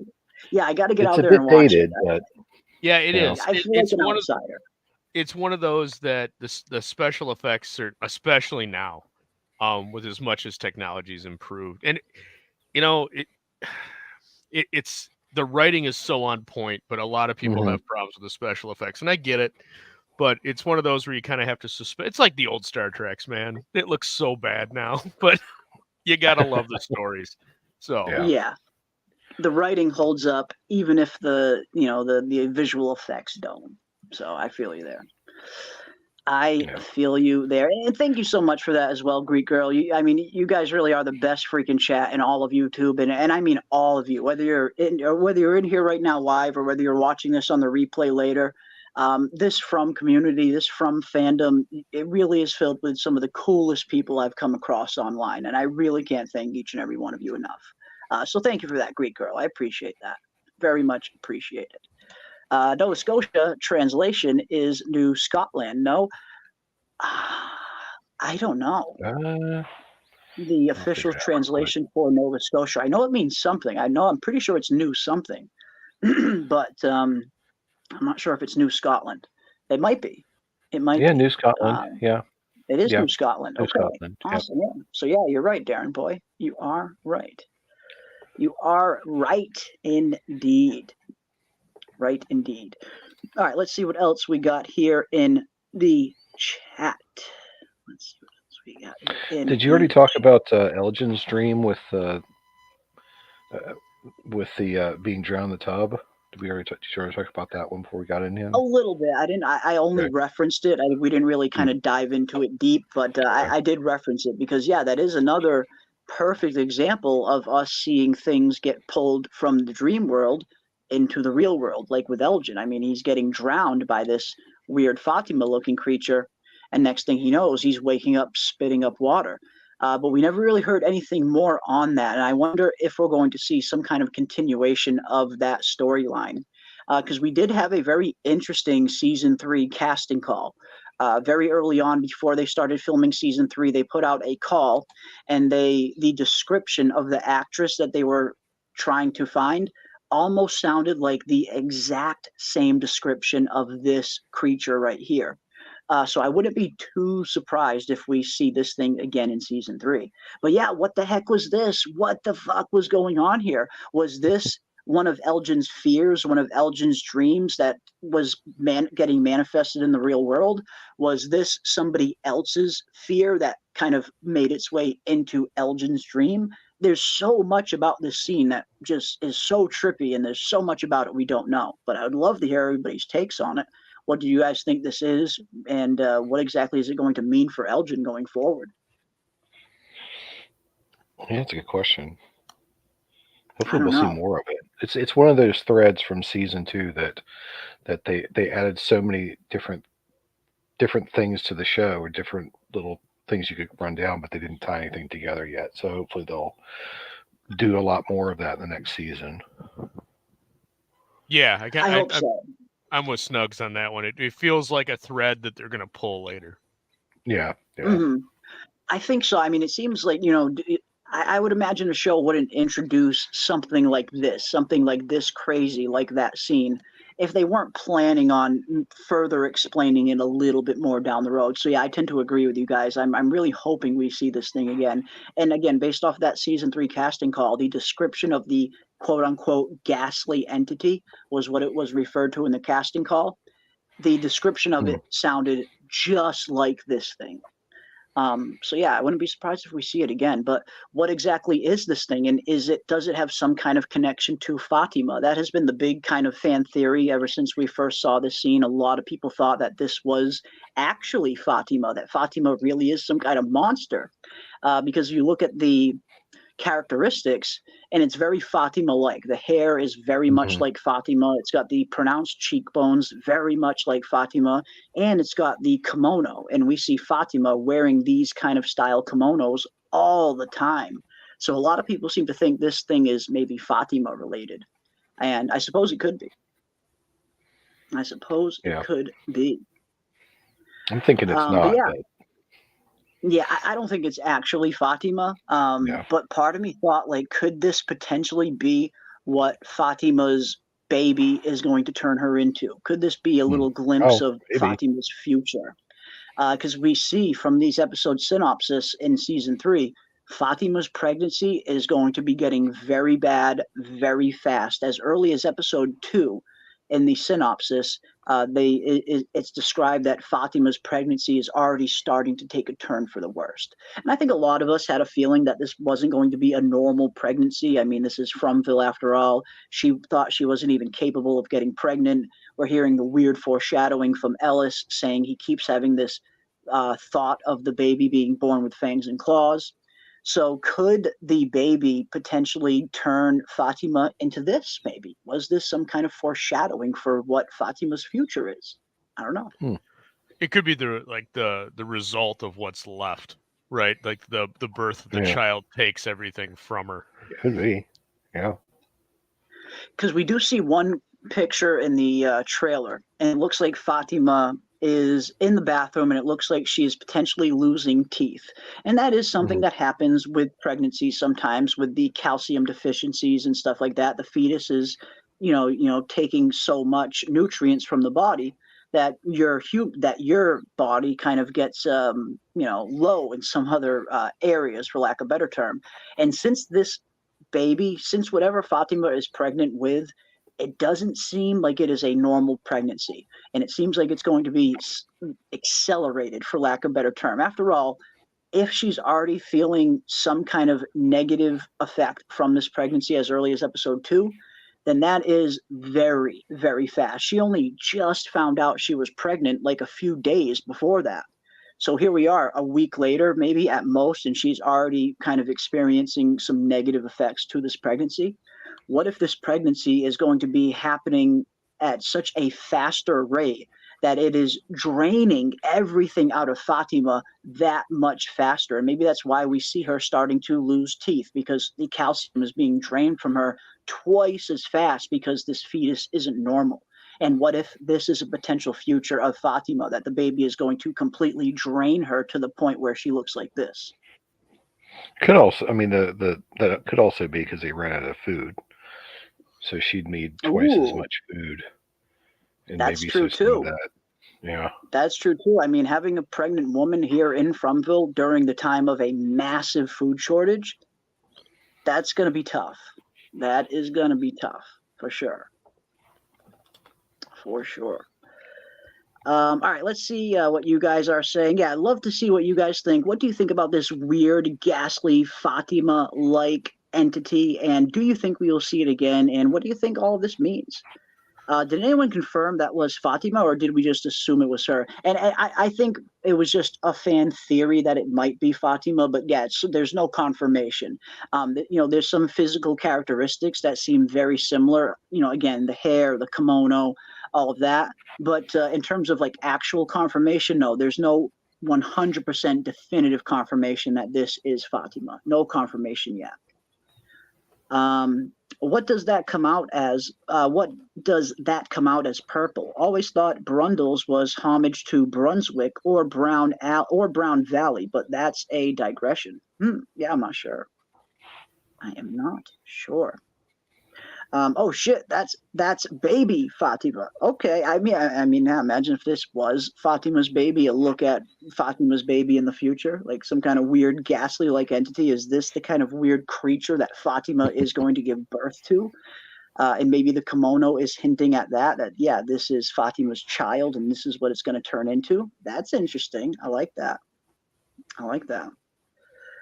Yes, that's Fatima. Elgin dreamt it. It will manifest, and it will probably her after she has the baby. And again, yeah, maybe it is something along those lines where the baby kind of drained her so much to the point where this is all that's left to her after she's done giving birth. This kind of empty husk of what used to be Fatima. That'd be pretty interesting. It would be pretty interesting. Maybe Ellis will have a nightmare where she starts as herself and turns into that thing. That could be pretty freaky. And if we do see a scene like that, I feel like it's even more evidence that Fatima is in some way connected to whatever this thing is, if Ellis does, in fact, have a nightmare like that. Yeah, I like it. Some people think it's Fatima. I don't think it's Fatima. Yeah, I don't think it is Fatima, like, as it stands now. Like, I don't think Fatima is secretly running around town as this secret monster that she's not telling anyone about. I certainly don't think it is that. I think it's more along the lines of a future kind of premonition of what either Fatima or her baby could potentially turn into. But I don't think it's actually Fatima in terms of her, running around town really secretly being this weird creature. I don't think that's the case. But who knows? I could be wrong. And yes, hey, she has no teeth, and Fatima was bleeding from her mouth in the trailer. Exactly. Yes, she has. Doesn't look like there's any teeth here, or maybe one or like two teeth that are left. And yes, it does look like Fatima might be losing some teeth in the trailer because of the calcium deficiency from this fetus. So yeah, I like it. I like it, Jay Ruiz. Maybe a little bit more evidence that this thing could be Fatima related in some way. I like it. I think that might be Fatima's true form. And again, that can be interesting. Like, I don't think that's specifically the case. Like, this is really her true form, and she's really keeping this big secret that she's some monster. Although that would be a really interesting twist, wouldn't it? There's still so much that we just don't know about Fatima. We know that she's been here in Fromville for around a year or so. She has that 1-year anniversary party in season 1. But there's so much about her we don't know. We know nothing about her background. We really know nothing about most of these characters' backgrounds. But that could be a pretty interesting twist, if nothing else, if Fatima really was if this really was her true form. And if this is Fatima's true form, maybe that's why she was so dead set and convinced that she was not capable of getting pregnant, because she knows she's not human. That could be interesting, Percy. That could be pretty interesting. Yes, it's not like Fatima has access to prenatal vitamins in Fromville. No, she doesn't. They've got a lot of weed, though. We've got weed, but no prenatals. Yeah, and Fatima herself, she actually is, Donna calls her the green thumb. So it seems like Fatima is growing a lot of the cannabis for Colony House. But yeah, Vic, there's no prenatals in Fromville, unfortunately. When we are introduced to these people, especially Colony House, they're almost like a cult. What if they are a coven or some deity we don't know about? They all could be moles, quote unquote. Yeah, I mean, it's interesting. The people at Colony House definitely seem to be a little bit different, but it looks like they were all one big town at one point. And, when season 1 starts off, it seems like the town is kind of divided. We see everyone at Colony House, and then we see everyone in the town. But as season 1 continues to progress, we get to episode 8, and we finally get the flashbacks to when Boyd first arrived in town, when Boyd first finds the talismans and all that. And back then, at that time, it seems like there wasn't this divide in the town, that there wasn't a Colony House and a town. It seemed like it was just one big town working together. Because even if you guys remember in those flashbacks, Donna was down there in the town with everybody else. Donna was in the diner. Donna was walking around in the street. She wasn't, specifically located up at Colony House. A lot of people weren't. So I'm starting to think that there must have been some kind of incident in the town that divided the town and made half of the people go to Colony House and live every day like it's their last, and have the other half of the town choose to stay in the town and try to create and make this thing a working town. And I'm starting to think that incident might have been Abby, Boyd's wife, going off and shooting everybody. Because when that is happening, Donna is still a part of the town when that's happening. We see Donna walking up to people that Abby had just shot, trying to save them. So I get the feeling they were all just one big town at one point. I don't think it originally started as this Colony House place versus the town. I think it was just all one giant town working together. And I think that incident, again, of Abby shooting everybody, I think that might have been the catalyst that divided this town and separated them from Colony House to the regular town. People had a choice. People had a choice to choose at that point. Do you want to follow Donna to Colony House and live every day like it's a party? Or do you want to stay here with Boyd and Father Khatri and contribute to making this place a working town? And again, the only incident I can think of is that Abby incident, because before that Abby incident, Donna was a part of the town. So I think that might be what happened. I think that's what divided them. Yeah, I think it's the natural. I think it's the catalyst for sure was that event, but then it's the natural schism that always happens. It's Lord of the Flies, man. The natural schism that occurs is people will segment according to order and chaos. And in this case, chaos doesn't mean like chaos and total anarchy. It just means libertinism, right? It's free love. We're just going to do whatever we can. We're going to enjoy each day to the max. On the other side, it's structure and order. That if we're going to get through this, we all have to work together. And it's the two sides of the coin. And I think that's the schism moment. Thought. Right. I don't think there's anything else to it other than just they're showing that that's the natural progression that any group of people will always inherently drift to. You're going to have those two sides. And that's what that's the differential. And then that's accented even further by the fact that Boyd's on one side and his son is on the other. Yes, and I think that's a big part of it. And that's why I really think Abby's shooting was the catalyst that kind of created that split. And like you said, maybe there was some deeper ideologies going into it that made the split that much more inevitable. But I really feel like that Abby's shooting was kind of the catalyst moment that really kind of finalized that decision to have half of the people go one way and half go the other. And like you mentioned, specifically why Ellis chooses to not stay with his father because he's angry with his father at that point for killing his mother. I mean, at the end of the day, he did it to save you. So maybe, it's totally understandable for you to be grieving, but for you to be this mad at your father and blaming your father, put yourself in his shoes for a second. Do you have any idea what he is living with on a day-to-day basis, knowing that he had to kill his wife to save you, and you've been nothing but ungrateful for it ever since, in a sense? I do feel like Ellis was giving his father a little bit of a harsh treatment. I mean, granted, yes, he shot his mother, and that's tragic, absolutely tragic. But cut the man some slack. Put yourself in his shoes. You have any idea what it must be for him on every day to wake up with that in your head? I feel like you can. I feel like Ellis could have given Boyd a little bit of slack on that.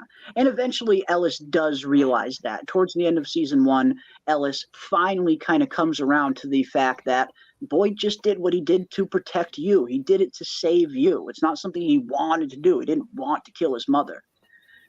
He did it because he had to. He made a split-second choice, and he chose you. So give him some slack. Give him some slack. And we never see Ellis visiting Abby's grave, as BK says. I don't think, that's actually a good point. I don't think I recall any scenes of seeing Ellis visit his mother's grave. We see Ellis visit Megan's grave in season 1, right after young Megan gets killed and her mother Lauren. We see Ellis kind of visits their grave and lays some flowers down for them, but we never actually see him visit his mother. So it's a good point. That is a good point. But that scene's gnarly. And again, that's what makes this show so interesting. Like when you see some of the writing and some of the ideas that were employed into the show, like that scene in particular, that is a perfect example for just how phenomenal season 1 was, putting Boyd in that kind of situation to be forced to take out his wife to save his kid. It's just, that's the kind of writing that I like. It's shows like this that are not afraid to go into those kind of realms. And they're not afraid to go to that line and even flirt with crossing it at times. Those are the kind of shows that I really do enjoy. And From seems to be doing that plenty. Absolutely plenty. Let's see what else we got here. Looks like we have a super chat from Papa Socks. Thank you so much, Papa Socks, for the $10. Very much appreciate that, my friend. Please have a female on panel for the Fatima baby episode. I'm going to need some support. Dr. Deb, Choco Beauty, Susie Green, Greek Girl, Vic, somebody, please. Yes. And maybe when that Fatima episode comes around, maybe we can do a live call-in stream for that episode. And anybody who wants to kind of pile on and join us will be welcome to. I'd be open for that if that's what you guys want to do. But if there are any takers, all are certainly welcome on this panel. You guys know that. Always, you guys are all welcome.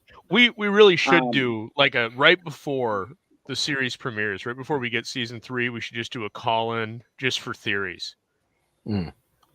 Hear everybody's season 3 theories. The one season 3 theory that come on, like give us one theory. I'll get a Excel sheet up. We'll get your name and the theory down, and at the end of the season we'll go through them all, man. Let's do that. Oh, yeah. That's a great idea. Yeah. See how close, see how well people predicted what would happen. It's cool. Yeah, that could be pretty interesting. Yeah, you visited at the beginning and at the end of the season, and we'll see, who was right, who was close to right, who was off. That could be fun. We could do something like that. I'm down. I am down for that. And again, thank you so much, Papa Socks, for the $10. Thank you so much. I think that deserves a whoa. I think that deserves a whoa! Hell yes. Hell yes. That whoa goes out to all of you. Each and every one of you in the chat tonight. I cannot thank you all. You guys have been so supportive, and I love it. We are continuing full steam ahead until season 3 gets here. Let's see what else you guys are saying. Let me scroll back up. Look, all these questions and theories. We have someone call up Victor and ask him what's up. I know, really, it's like, Victor, come on, bro. Start giving us something. Start giving us something, Victor. So yeah, I'm looking forward to his storyline. I mean, we hear that very interesting dialogue from Victor in the trailer in terms of him speaking to Sarah, saying that there's something that he needs to remember, something that is missing.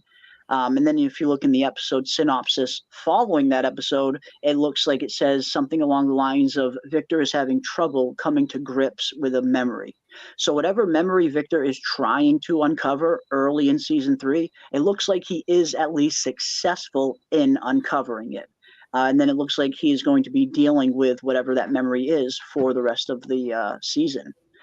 So I can only imagine what kind of revelations Victor is going to uncover in season 3. What other kind of big reveals are we going to get through Victor's POV? Much like we got the POV reveal through Victor in season 2 that he had a sister that he didn't even know about. So I'm looking forward to that. I get the feeling we're going to get some pretty interesting reveals through Victor's memories in season 3. So I'm looking forward to seeing what they're going to be. He's going to I imagine in the first couple episodes, he's going to almost be forced to tell a lot more of what he knows just because Tabitha doesn't come back with him. Exactly. There's going to be a lot of need for answers. People are going to be, you're right. I think you're absolutely right. Like you said, especially with Tabitha not coming back with him, people might be on Victor for answers more now than ever. Yeah. Yeah, that's a good point, Snog. I agree. I agree. Perhaps Christopher went the same way as Abby and tried to kill everyone to release them. Ooh, interesting. That's an interesting theory.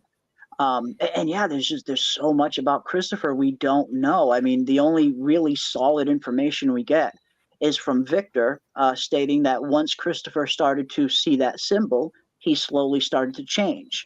And before he was plagued with that symbol, he was actually a pretty pleasant guy, according to Victor. He was one of the few people that was able to make people smile and laugh.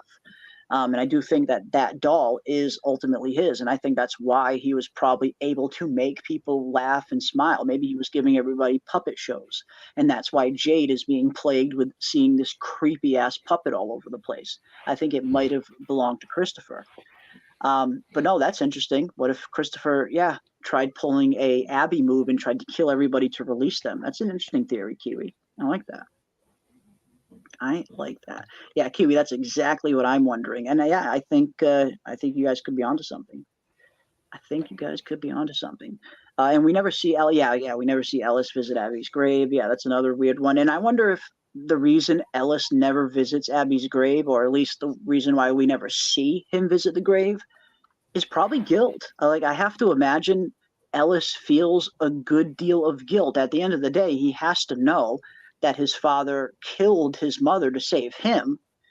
So not only does that put a ton of guilt on Boyd, but that also throws a lot of guilt on Ellis as well. So I imagine maybe that factors into him just not having the courage to face his mother's grave, because he doesn't want to be confronted with that guilt that his mother died to save him. So yeah, there's plenty of guilt to go around when it comes to that tragic incident, for sure. For sure.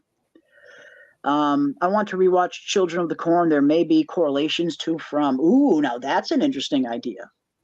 That is a very interesting idea. I haven't seen any of the Children of the Corn movies in forever. Oh my God. So yeah, maybe. I don't even think it's been this There's millennium. more than one? I think the last time I watched any of those was in the early 90s. It might have been the 90s. It might have been the late 90s. Was the last time I've seen any Children of the Corn movies. Like I can't even remember last time I saw one of those. Yeah, but maybe we can do. I mean, Halloween is just around the corner, and usually whenever Halloween comes around, I do like to do some interesting horror movie watch parties. We had some really fun horror watch parties last October, during last Halloween. So yeah, maybe we can do that this Halloween as well, where I'll put out a poll that'll have a few kind of classic horror movies, and you guys can vote on which ones we do watch parties for, and I'll put that one on the list. I will put Children of the Corn on the list. But yeah, we can definitely do that. I really enjoyed the Halloween watch parties we did. Yeah, those are fun. Last year. Yeah, those were fun. Those are actually a lot of fun. Let's see what else we got. How long have Ellis and Fatima been doing the old dingo dance? Close to a year. How convenient that a dream entity is released, and what do you know? Babies galore. Something sinister about this. It is, man, and I'm right there with you. I am right there with you. Obviously, something is going very wrong with Fatima's pregnancy. I feel like the synopsis of season 3 have already revealed that. Something is going wrong. This is not a normal pregnancy. But what exactly is going on is the question that is still up for debate. And again, yeah, you think about everything that you just mentioned. There's a lot of weird shit going on. You got these weird cicada entities that we're not quite sure what their full end game was, but there's at least evidence that this thing wanted to maybe have its own physical form. And yeah, what's a better vessel than a newborn baby being born into the world? Again, Fatima's monster baby. It might be coming, guys. Could be, yeah. It might be coming. Let's see what else we got.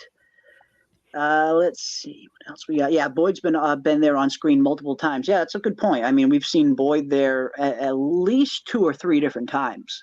At least 2 or 3 different times we've seen Boyd there. But yeah, we haven't seen Ellis there once, and I think that's probably due to his guilt. And yeah, Ellis is a bit of a brat. I agree with you there, Xavier, to a certain extent.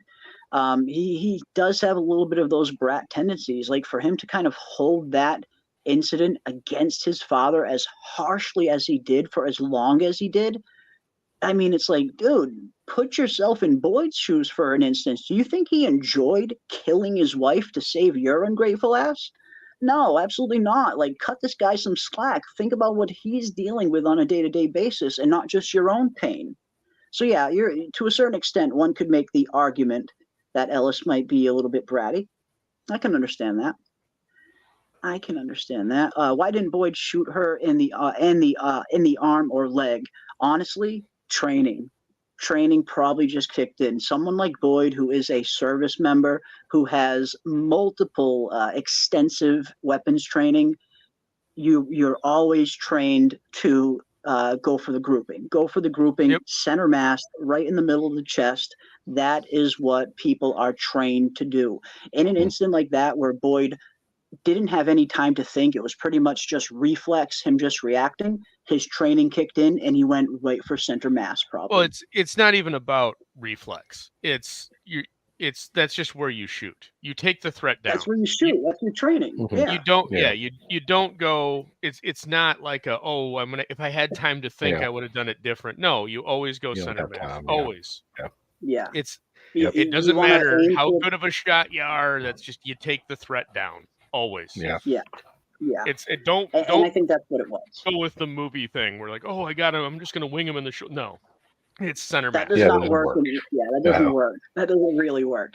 I mean, it might work once out of 100 times. You might get lucky that you can wing someone and neutralize the threat that way. But especially considering that Abby herself was very well trained as well. Abby was a Marine. They describe Abby as being, quite a badass. So there's no telling that Boyd would have even been able to disarm her if he did aim for the arm or leg. But I think it's a little bit more of the training just kicked in and he just went right for center mass, take down the threat. Right. Well, and at least also, that's what I think happened. And it's not like she's not threatening at that point. She's already killed people. Yeah. It'd be one thing if maybe she's waving the gun around and hasn't actually shot anybody yet. Maybe then there's a point of contention of, well, you could try shooting the hand or maybe the shoulder if he took time and aim. But no, she's already killed people. It's reaction to the threat. So it's not to say it's a bad point or a bad question. It's just it's a good question. Yeah. Yeah, but the response that Boyd had is exactly what you would expect from somebody with weapons training.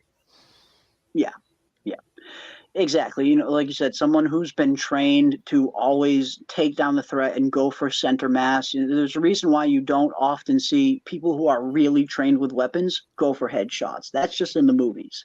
You go for center mass. It's the biggest target to hit, and it's the easiest target to hit to neutralize someone fastest. Headshots can easily be missed even at a close range.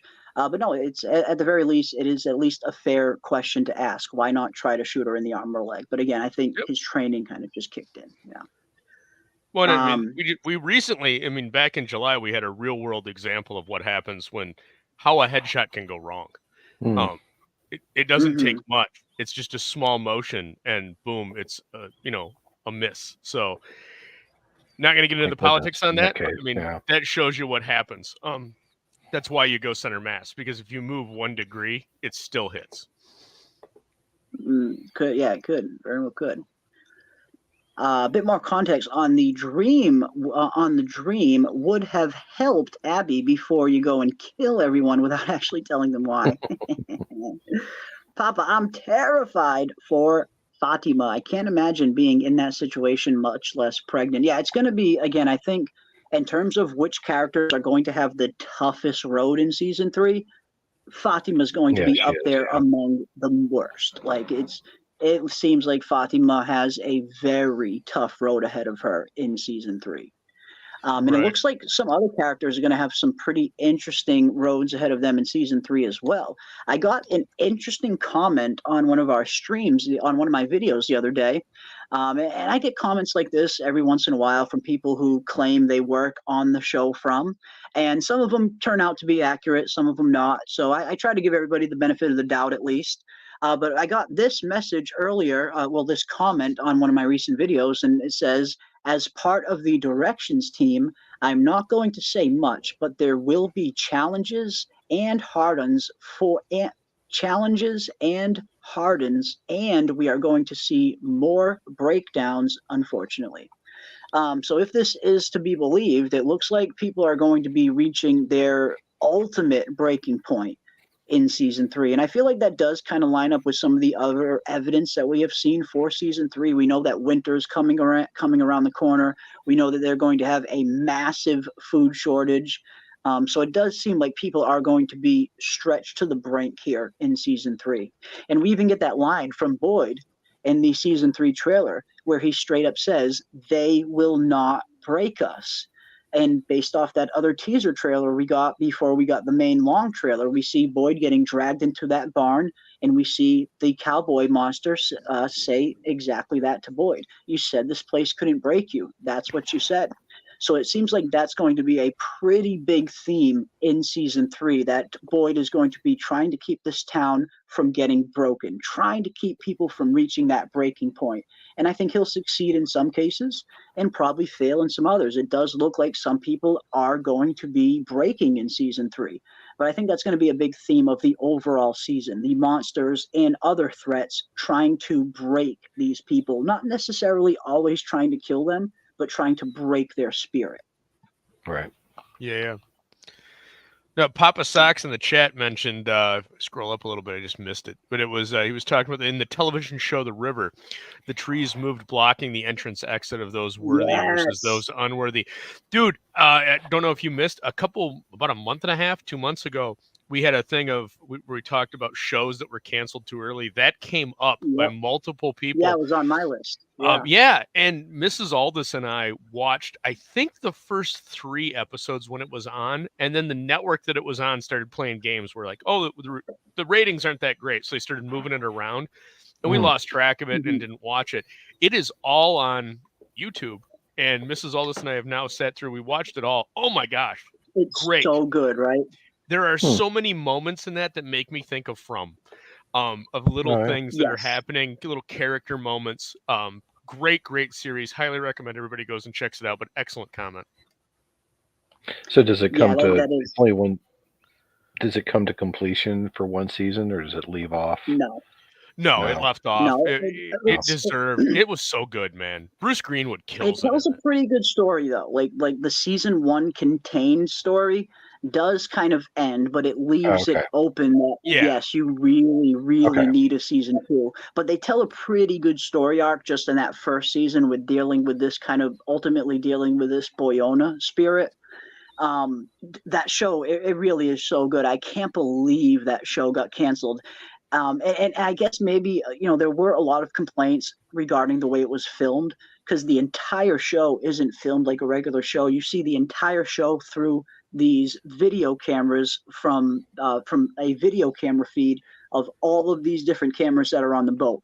Basically, the show is about this group of people making this documentary of them trying to locate their missing father who went missing in the Amazon. And as they get closer and closer and start getting closer onto his trail, they start to discover that he was down here looking for real magic, real supernatural stuff. And they start to experience it right along with them as they're following his trail. But the entire show is kind of, it's told through the POV of the people making the documentary. So some camera angles will be from like a CCTV feed mounted to the boat. It's not filmed like your average TV show. And some people did complain for that. I absolutely loved it. I loved the method of filming, the way that they kind of told that story. It's like 15 years before the show. The main character had it was like a Saturday morning nature show where he was going like Jack Hanna type thing. Steve Irwin, Jack Hanna. And then now it's later and they're doing a documentary to try to find him. And so you get this, it's a combination. It's really weird. It's hard to describe. It's a combination of, they do backwards and forwards shots of what's going on versus the main timeline, but it's all in the style of a documentary. But you're watching both the film of the documentary, and then you watch them record of the doc. It's worth watching because it's really creative. It was during that whole found footage, secondary wave, but it was really creative how they did it, and it's a shame it didn't get a season 2. But definitely go check out The River. Again, you can watch everything on YouTube. Yeah, it's definitely worth watching. Like I do think it's one of those shows that From fans would probably like. Again, it sucks that they don't get a season 2, considering where season 1 ends. It ends on a pretty nice cliffhanger that sets up the second season, but at least it does kind of tell sort of a self-contained story within that first season. I believe there's 10 or 13 episodes. Yeah. But no, I think Papa's onto something with the general context about the plants blocking off people that were worthy or unworthy. There's definitely a connection between the two shows and how they handled that. And like also in the chat, just scroll. Man, I did not appreciate how much the chat jumps until I started hosting. Julie Barbara mentions right? Sometimes. Yeah, that if The River is anything like From, I'm already sold. So many mysterious shows canceled 1 or 2 after 1 or 2 seasons. The Society, 1899, Persons Unknown, Archive 81. Archive 81 is the only one in that I'm really going to put my weight behind. That was so ridiculously good, and I didn't even realize that it was totally canceled and wasn't getting anything until I mentioned it on that show where we were talking about that. One of the people in the chat mentioned that it wasn't getting anything. It was totally canceled by Netflix.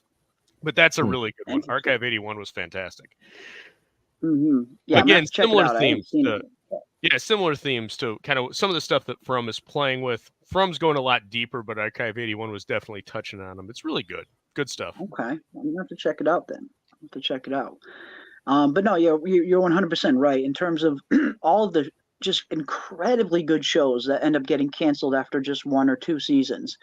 It's a tragedy. I always kind of go back to Carnival. Like that's probably the one that stings the most for me personally. Carnival is such a phenomenal show with such an interesting concept that I hadn't really seen before about this 1930s Mississippi Dust Bowl era style traveling carnival that's trying to stay afloat while this immensely big supernatural chess game is being played in the background between the forces of good and the forces of evil. It's just such an interesting concept. The setting, the aesthetic, everything about Carnival. If that show would have come out today, I get the feeling it probably could have done a little bit better and maybe it wouldn't have got canceled. I feel like that show is just so ahead of its time for 1999 that it's unfortunate that it got canceled after just 2 seasons. But yeah, I mean, when we look at all the great shows that just didn't get their proper due, Carnival, Raised by Wolves, 1899, as you mentioned it, which was another one that was heading into some interesting areas. It sucks. It sucks when you see these shows that have incredible potential get snuffed out before they really have a chance to reach their full audience. So I'm glad it didn't happen to From. Looks like From is on the way up. We got glue guns and roses. Fatima will birth the Antichrist. The 7 stones represent the beast. Elgin is like Jesus. He will have to kill Fatima's baby. You are welcome. I solved the mystery of From. There it is, guys. There it is. We can close it up and go home. We don't even have to watch season 3. We got it. No, I like it. I mean, again, it's this pregnancy. I think it's going to be one of the more interesting parts of season 3. And whatever Fatima is about to give birth to, I don't think it's going to be normal. And I don't think it's going to be pleasant for her. So, yeah, there it is. We got the answer, guys. We got the answer. No peaches for me, says Papa Socks. Yeah, I mean, I'm not the biggest peach fan myself, to be honest. I mean, if I was stuck in Fromville, I mean, beggars can't really be choosers. I am a huge fruit fanatic. I love fruit, but peaches is one of the very few fruits that I don't love. I like them once in a while, but I don't overly love peaches, especially canned peaches. Peaches come in a can, and they were put there by a man in a factory downtown, man. No, give me a fresh peach that I can kind of peel myself. I could go that route. Princess B says, I don't think Ellis was being that big of a brat. We have to remember that he tried to warn Boyd. Yes, something was wrong with his mother, and Boyd dismissed him. That is a good point as well, Princess B. That you do make a very good point. True. Ellis might have come off as a little bratty sometimes, but at the same time, you make a very good argument. I mean, he was trying so hard to get through to Boyd to let him know, hey, something is wrong. Something is wrong with Mom. She is not okay. And Boyd just kept putting it off and putting it off and putting it off and doing his kind of fish and loaves thing, being a hero to the town, and completely neglected his family. And I think that's why we see Boyd get so angry in the very first episode when he sees that Frank failed to protect his family, because it brings up those same feelings in Boyd, and it reminds Boyd that he also at one point failed to protect his family. So you make a very good point, Princess B. I think that's a very, very valid point to understanding some of Ellis's motivations for how he was treating his father, because he tried so hard to get through to Boyd to let him know something is wrong. Your wife needs you. And he just kept putting it off. So no, you make a very good point there. Very good point. I think that's I don't know that the rift is between the town and Colony House so much as it is between Boyd and Ellis. And Donna is kind of told Boyd to stay away for that purpose, just to keep the peace. Well, I think those two. I think it's a metaphor, right? It's a father and their son should never have a rift, but there's always every man went through this. There's a period in your 20s where your dad doesn't know shit, and you wake up one day and you went, oh my God, the old man was right about everything. So there's that period of time that you have to acknowledge, but this seems to go beyond it. They're taking that moment of dad doesn't know shit. Oh my God, it's Ellis's realization that Dad doesn't know shit, and they're making it a larger metaphor to represent the sociological difference between these two. Again, it's the schism of ethos. Which way does society go? Are we free love? There's no concerns. Live every day to its fullest, or it's ant and grasshopper, man. Let's get down to brass tacks. It's ant and grasshopper. So we're it's that, and Ellis is slowly realizing that, hey, the ant's got a point, and he's slowly drifting, but he has this massive schism between them that, dude, he killed his mom. So he doesn't want to. It makes it even harder for him to jump the chasm and to make that turn. So, well, I think he killed his mom, and then that he wasn't paying attention to what was happening with his mom. Just compounded the warning it. signs. Yeah, that he ignored them. Yeah.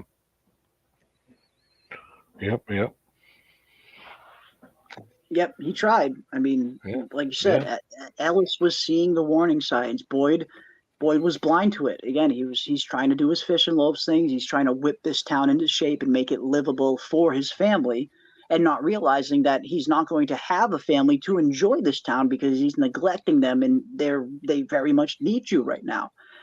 So no, I think you guys are right. I mean, you guys in the chat and everyone who brought that up, I think based on that, you can definitely understand why Ellis was acting the way he was acting. I mean, he tried to get through to his father, and his father wouldn't listen. So I can definitely see that. I can definitely see that. People will be pushed even closer to the breaking points, much worse than season 2. The evil entity is trying to break everyone, but Boyd most of all. It does kind of seem like that's the case, doesn't it? Based off some of the things we've seen in the trailer, it does seem like Boyd specifically, they want to break. And again, they easily have a chance to kill Boyd in season 3. We've all seen the trailer. We've all seen Boyd get grabbed up by the monsters and thrown into the barn. If they wanted to just kill Boyd, they could have done it in a split second, but they don't. And it seems like he does survive this encounter based on the synopsis. So, yeah, it seems like they want to break him. They don't want to kill him. They want him broken. But why is the question. Why exactly do they want Boyd breaking? What does breaking Boyd do? What does that represent to the monsters? The monsters must know at this point that Boyd is the leader. He's the strength of the town. So maybe they're thinking if we can break Boyd, you take out the head, the body will fucking wither and die. Maybe that's some of the maybe that's their kind of motive behind trying to break Boyd, because they know that will essentially probably break the rest of the town in turn. So yeah, it's going to be interesting to see what they're going to do. What are they going to be throwing at Boyd in season 3? Mm-hmm. How old is Ellis on the show? He was going on vacation with his parents when they arrived to From. So he is supposed to be a college age. Yeah, I was wondering that. I guess I could check the From wiki. From does have a wiki, and they have a lot of the characters' names and ages and things like that. But yeah, I'm not 100% sure how old Ellis is. We know Julie is 16, the Matthews family, Julie Matthews, Tabitha and Jim's daughter. She's 16 on the show, and it seems like Fatima and Ellis are a little bit older than her. So if I had to guess, I would put Ellis anywhere between 18 and 21, maybe, right around there, maybe college age, maybe. Yeah, I think so. Probably right around there. Yeah. Probably right around there. Yeah, I think so. Yeah, 18, 19, maybe. It seems about right. Yeah, I knew they were going to come for Boyd when he seemingly was taunting them, and that's a good point, Vic. We did see Boyd straight up taunt the monsters at the end of season 2 when he kind of took out the entity and smashed the music box. You can't break me. So yeah, it seems like the monsters took that as a personal challenge in season 3. Said, okay, we can't break you. Let's see if you're right. Let's see if we can't break you, Boyd. Let's see if whatever is happening in this creepy, weird barn scene, let's see if it does indeed break you.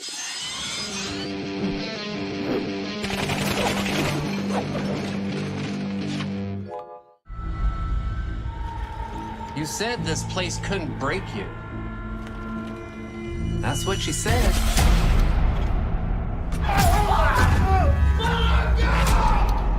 Let's see. You're so strong. You're so strong. Just no. I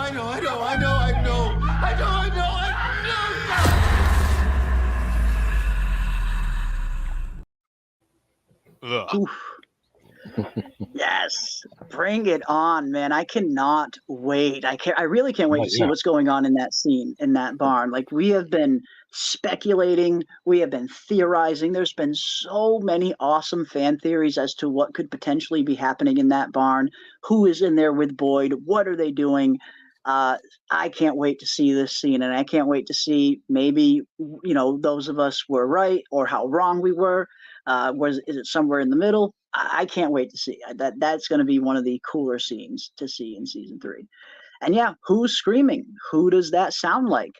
Again, I do kind of like some of the work that Real actually did in this case, where he kind of compared some of the audio from this trailer, that scream, and he compared it with the scream that Kelly makes in season 2, the girl with the rebarb stuck through her forehead. And both of the screams seem to match up pretty exact. And trailers have been known to do things like this in the past, where they'll throw something into a trailer just to throw off the audience. So that scream we hear in the trailer doesn't, just because we hear that scream in the trailer, rather, doesn't necessarily mean it's going to be the exact same on the show.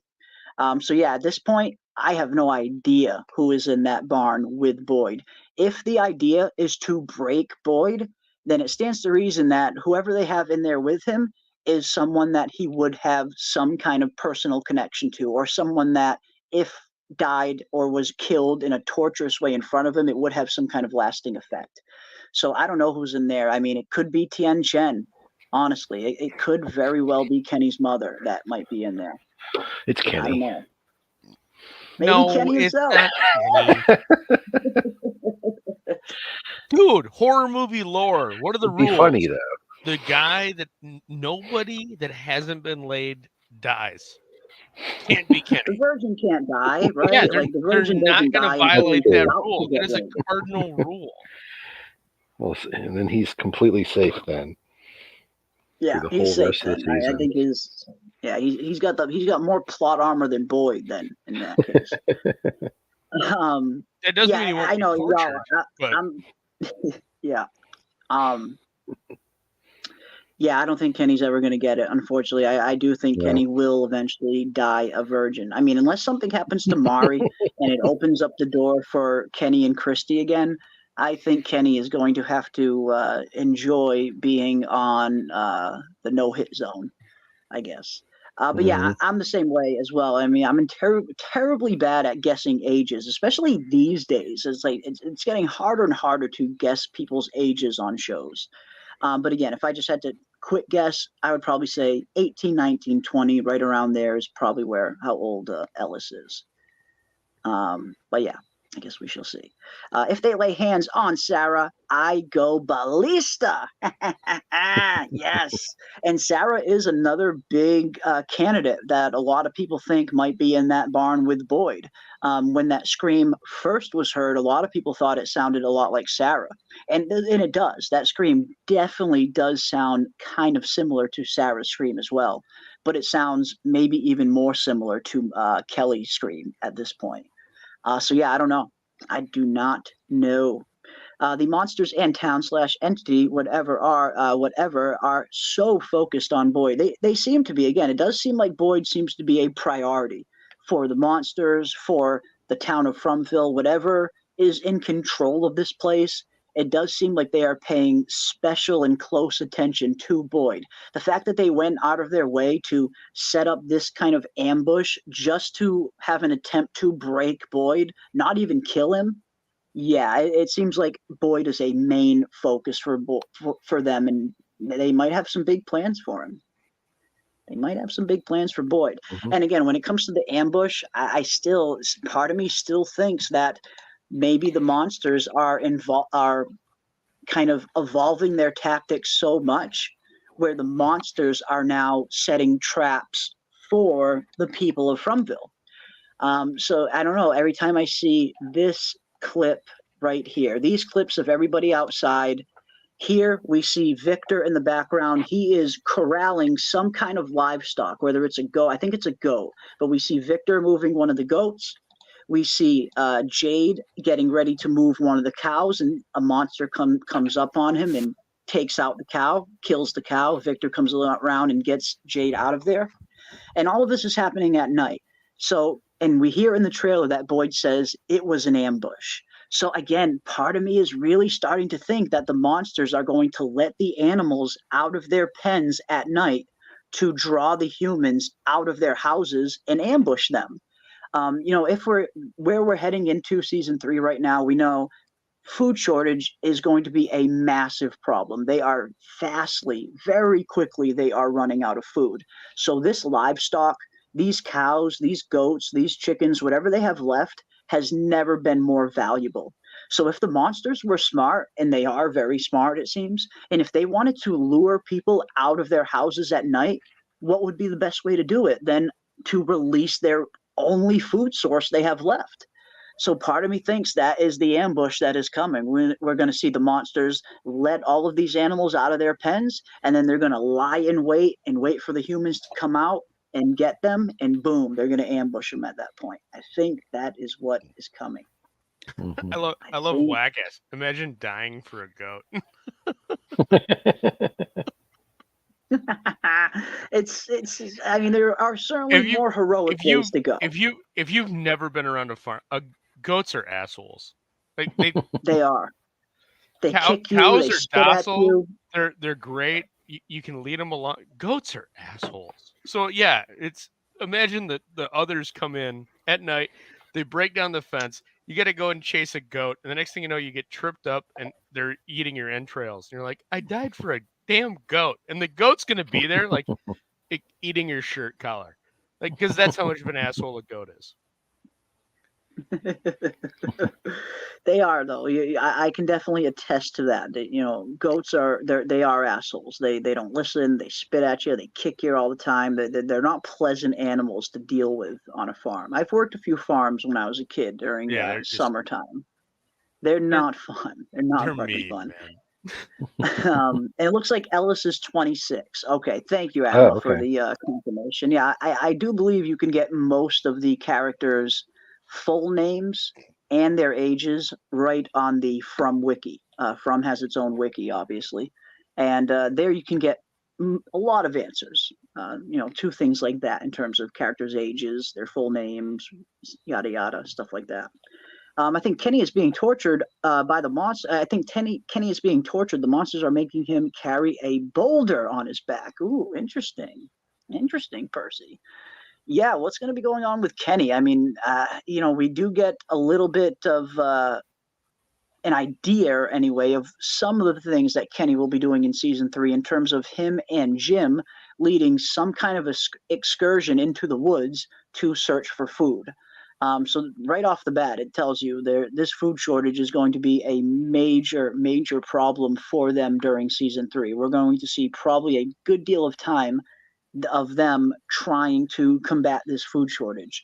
And to make it even worse, we have this crazy winter that is now on its way. There's the first winter that has been here in From for decades, maybe even longer. So yeah, it's Kenny could be a possibility. And I do think if Boyd were to see Kenny savagely killed or tortured in front of him, Kenny would be a good candidate for something that could potentially break Boyd. Again, I think Boyd would have a visceral reaction to anyone in the town being tortured and killed in front of him. But someone like Kenny, someone like Sarah, someone like Ellis, someone like Fatima, those ones are going to hit even harder. So if the goal is to break Boyd, then, if I'm the monster, I want to get someone that is as close to Boyd as I possibly can get. So yeah, Kenny's a good candidate. Kenny is a good candidate. Sarah is my From Bay. Love me some Sarah. A lot of people do. Seems like Sarah has a lot of suitors in the fandom, and that's okay. She's a pretty girl, even if she comes with a little bit of crazy.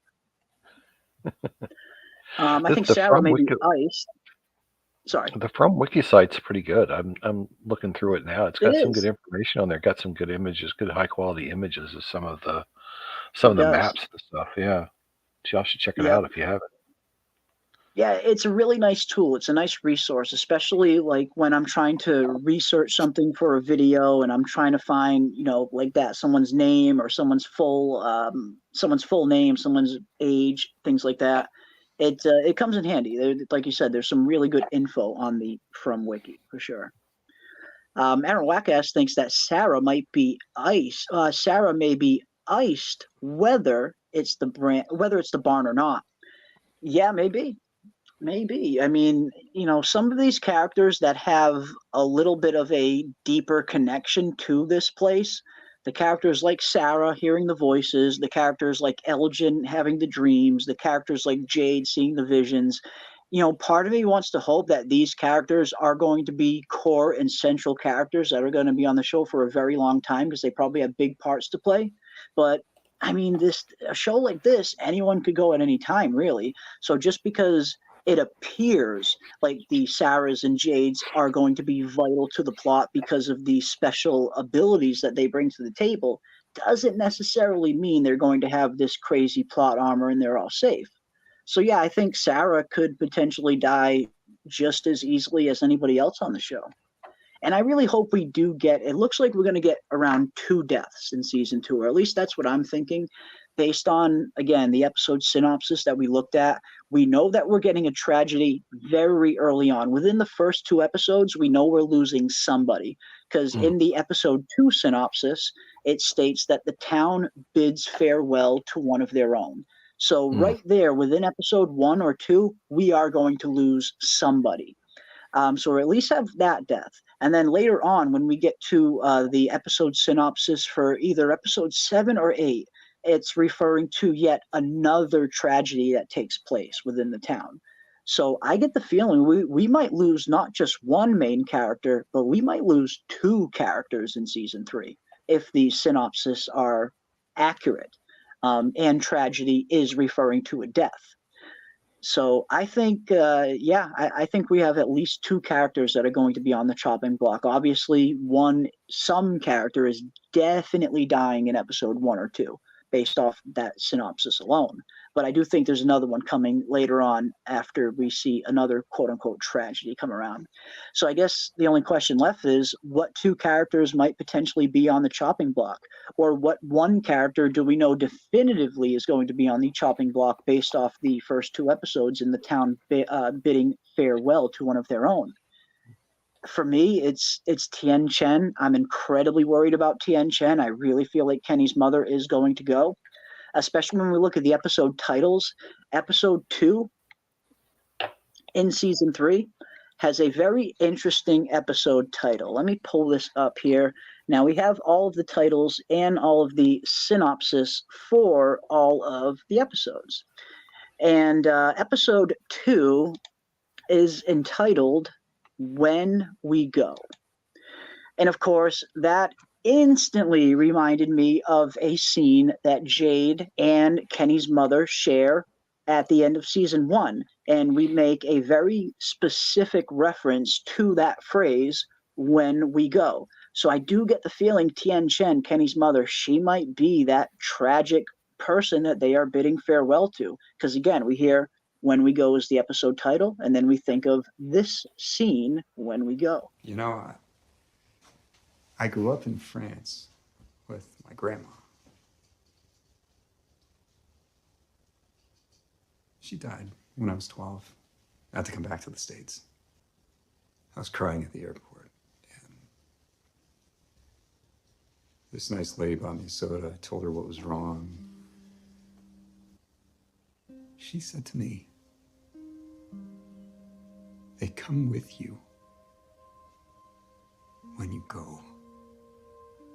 I guess what I'm just trying to say is, don't be sad. I'll come with you when you go.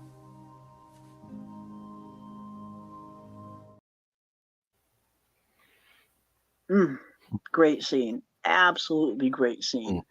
And I love the character development that Jade has gone through, ever since the beginning of season 1 and the kind of arrogant asshole that he was when he first arrived. Oh, play the clip. Play the clip. Shit, you asked. You shall receive. All right, ding-dongs. It's almost go time. Anybody fucks this up, you spend a night in the box. There we go. That's the best. He's the best. I mean, Jade really is. I mean, just for me anyway, he's definitely my favorite character. And not just because he's got awesome lines like that and he's got some of the best dialogue, but I really like Jade's storyline the best as well. Not only is this symbol one of the most intriguing parts of for me personally, being very much into symbology and symbolism and things like that, coming from my kind of a Song of Ice and Fire background where that story is just littered with symbolism like that. So I've always been very drawn to Jade's storyline for that reason alone. But then when you start to peel back the layers of this character a little bit more, he's just the most fascinating character on this show. And that's saying something, because just about every single character on this show is incredibly interesting in and of their own right. But yeah, for me, Jade's my favorite. Jade is the awesome. I love seeing the Jade emojis in the chat. Yes, guys. I had a feeling the Jade emoji might be a popular one. That's why I wanted to add that. But yeah, I love seeing those Jade emojis. Yes, guys. Yes, indeed. Yes, indeed. But yeah, what I know I probably asked this 100 times, but yeah, what storyline are you guys looking forward to?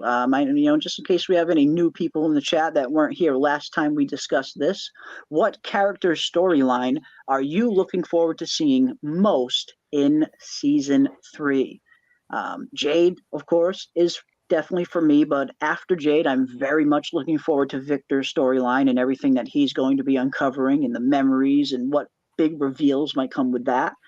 Can't wait to see what's going on with Tabitha. Obviously, that's a huge, huge question as to what is going on with her. Boyd is always a very interesting character, and the storylines he's been going down have always been just absolutely trippy.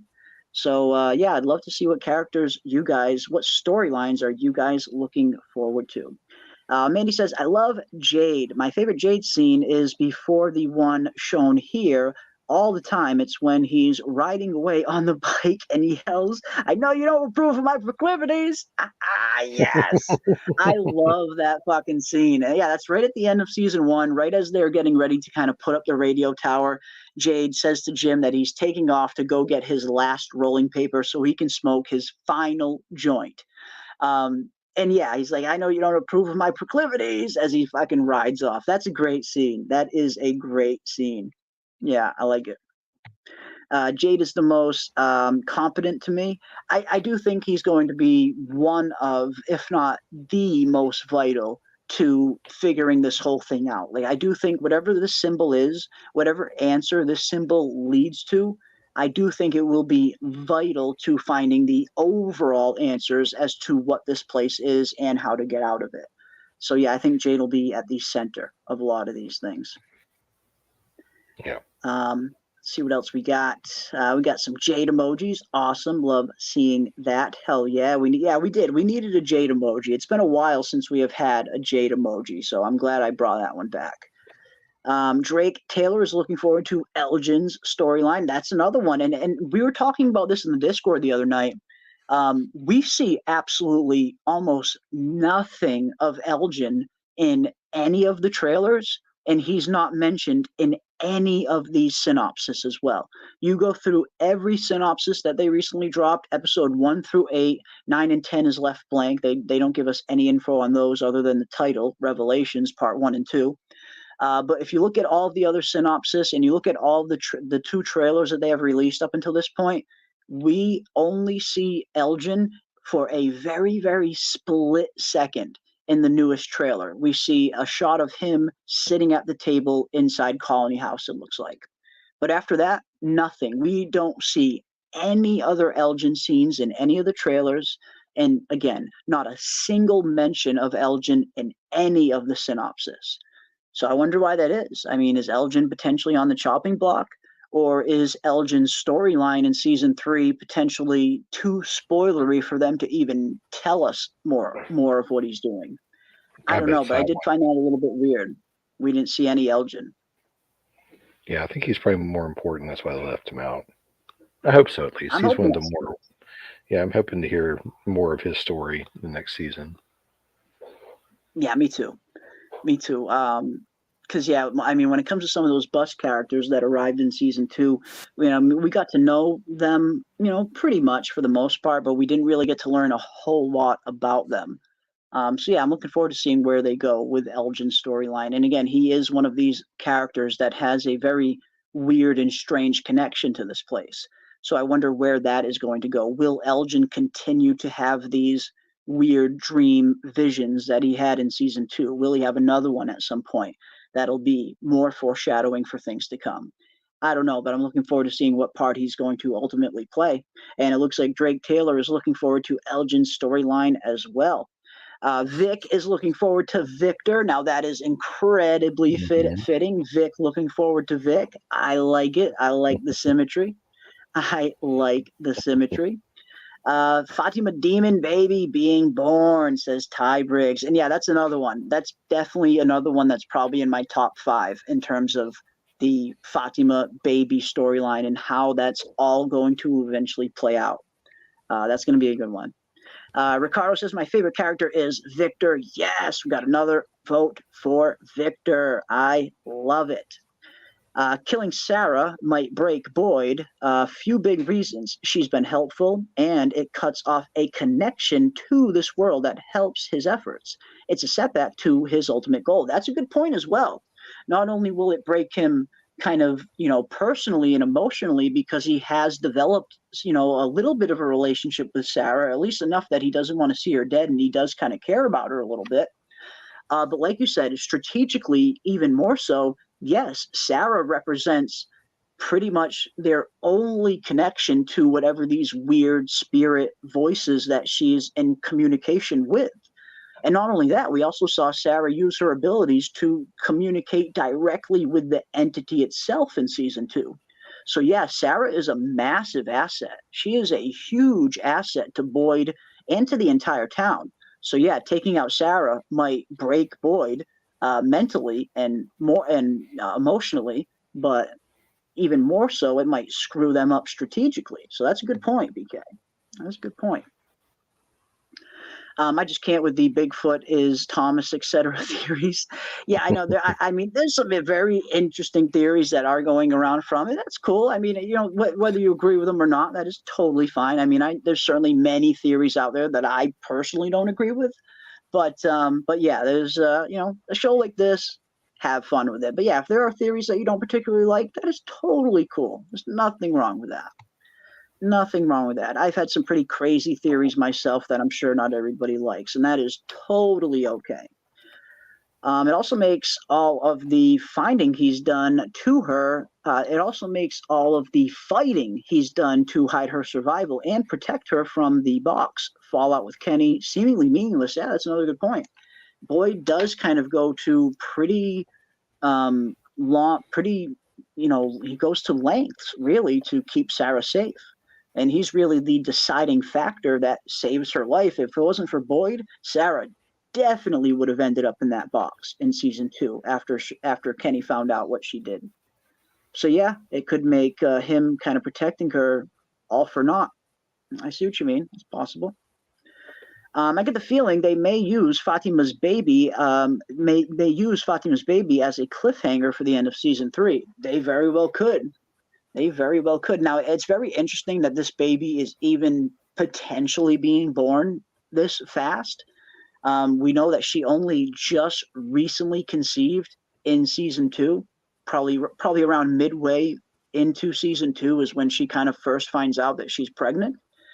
So yeah, I mean, there's no way 9 months is going to pass between then and halfway through season 3. The way time has been progressing on the show so far has been incredibly slow, like incredibly slow. And we have heard from the creators that season 3 is going to pick up directly where season 2 left off. There's not going to be any time jump in between seasons 2 and 3. So yeah, the fact that Fatima's pregnancy is even a factor this early on, that alone tells you that this thing is not normal. This is not your normal average 9-month baby. Something freaky is going on here. Something freaky is going on here. Let's see what we got. I am most looking forward to getting some answers from all of the storylines. Absolutely, Princess B. And I do agree with you there as well. That's why I have been pretty excited on some of the statements and some of the interviews that some of the creators of From have been doing, John Griffin in particular, where they have kind of come out and said that we are going to get some answers in season 3 in terms of the true nature of the town coming into focus. Whatever that means, I don't know, but it looks like we're finally going to start getting some definitive answers to some of these big, big questions that we all have. So I very well think that season 3 could potentially end up being their best season yet. I mean, it's going to be hard to top season 1 with how perfect season 1 is. But based on everything that I'm seeing from the trailers, the interviews, the very intriguing things that the writers and creators have been saying, season 3 looks like it's going to be absolutely nuts from start to finish. I mean, just looking at those episode synopsis alone, it looks like things start hitting the absolute fan. Shit is hitting the fan incredibly early, and it looks like it just doesn't slow down from that point on. It looks like every episode is going to be one gut punch after the next. And we even heard some very interesting things from some of the actors as well. The actor who plays Jade, in particular, said there wasn't a single episode in season 3 that didn't give him nightmares. So I think we got a good one on our hands, guys. Cool. Awesome. I think we got a good season on our hands. I think this is going to be, who knows, maybe even their best one yet. I'm interested in whatever character is with Victor, and I'm interested to see what they do with Randall. I really like how Randall is useful but argumentative. He has a drive to search for answers.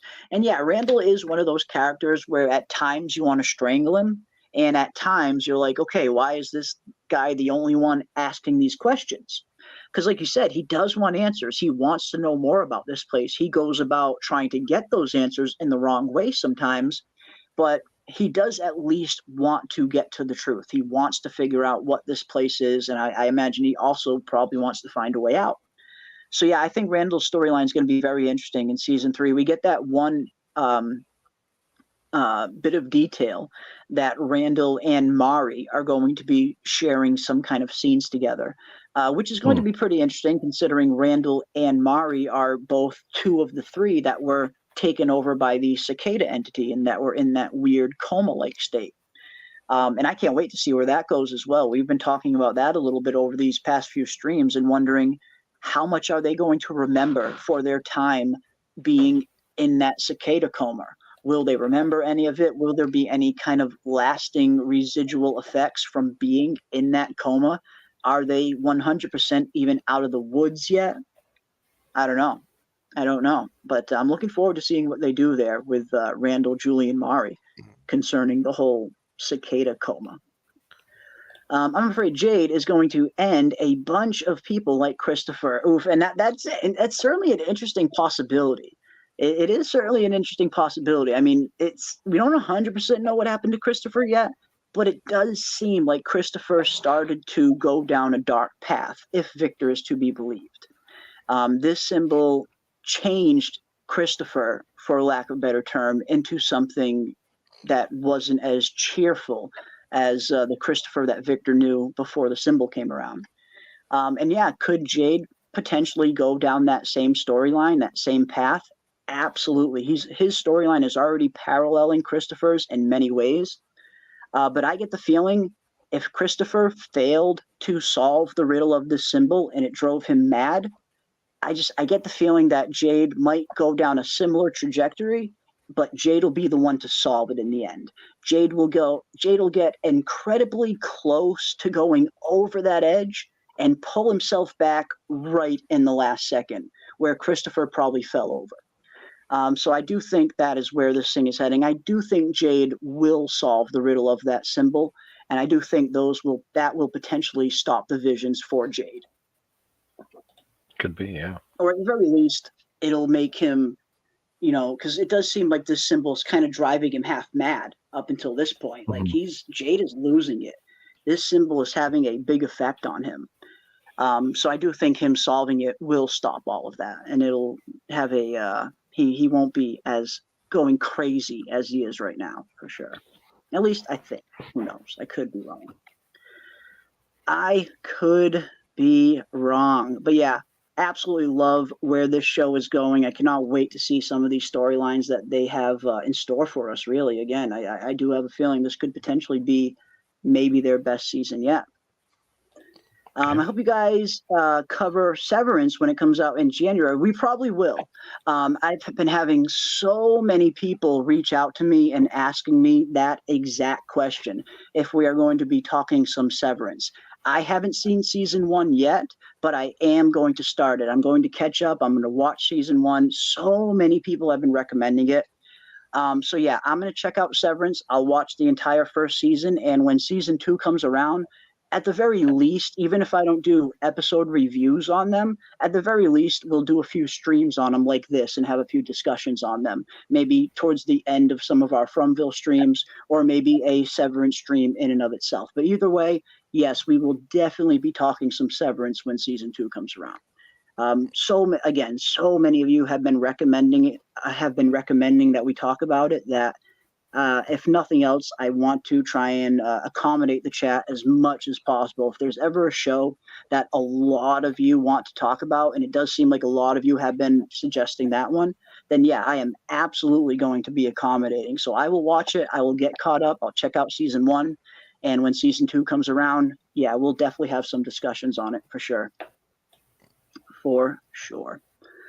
Julie Barber says, I am most interested to see how Jade is going to try and make sense of what the hell he saw in that cave with the ghoulish kids, and how he could start trying to solve this puzzle as he has more visions. Yeah, again, how exactly is Jade going to handle all of that? I mean, at the end of season 2, the last time we see Jade, he's still down there in those caves the last time it cuts away from him, right after the Ankui children kind of disappear. So yeah, what exactly, how is Jade going to make heads of tails of that? What exactly is going through his mind in that scene when he looks up and sees that symbol being made in the weird fucking roots? What exactly is going through Jade's mind at that point in time? And yeah, how is Jade going to react to this very weird, trippy experience? Everything's a system. Everything's connected.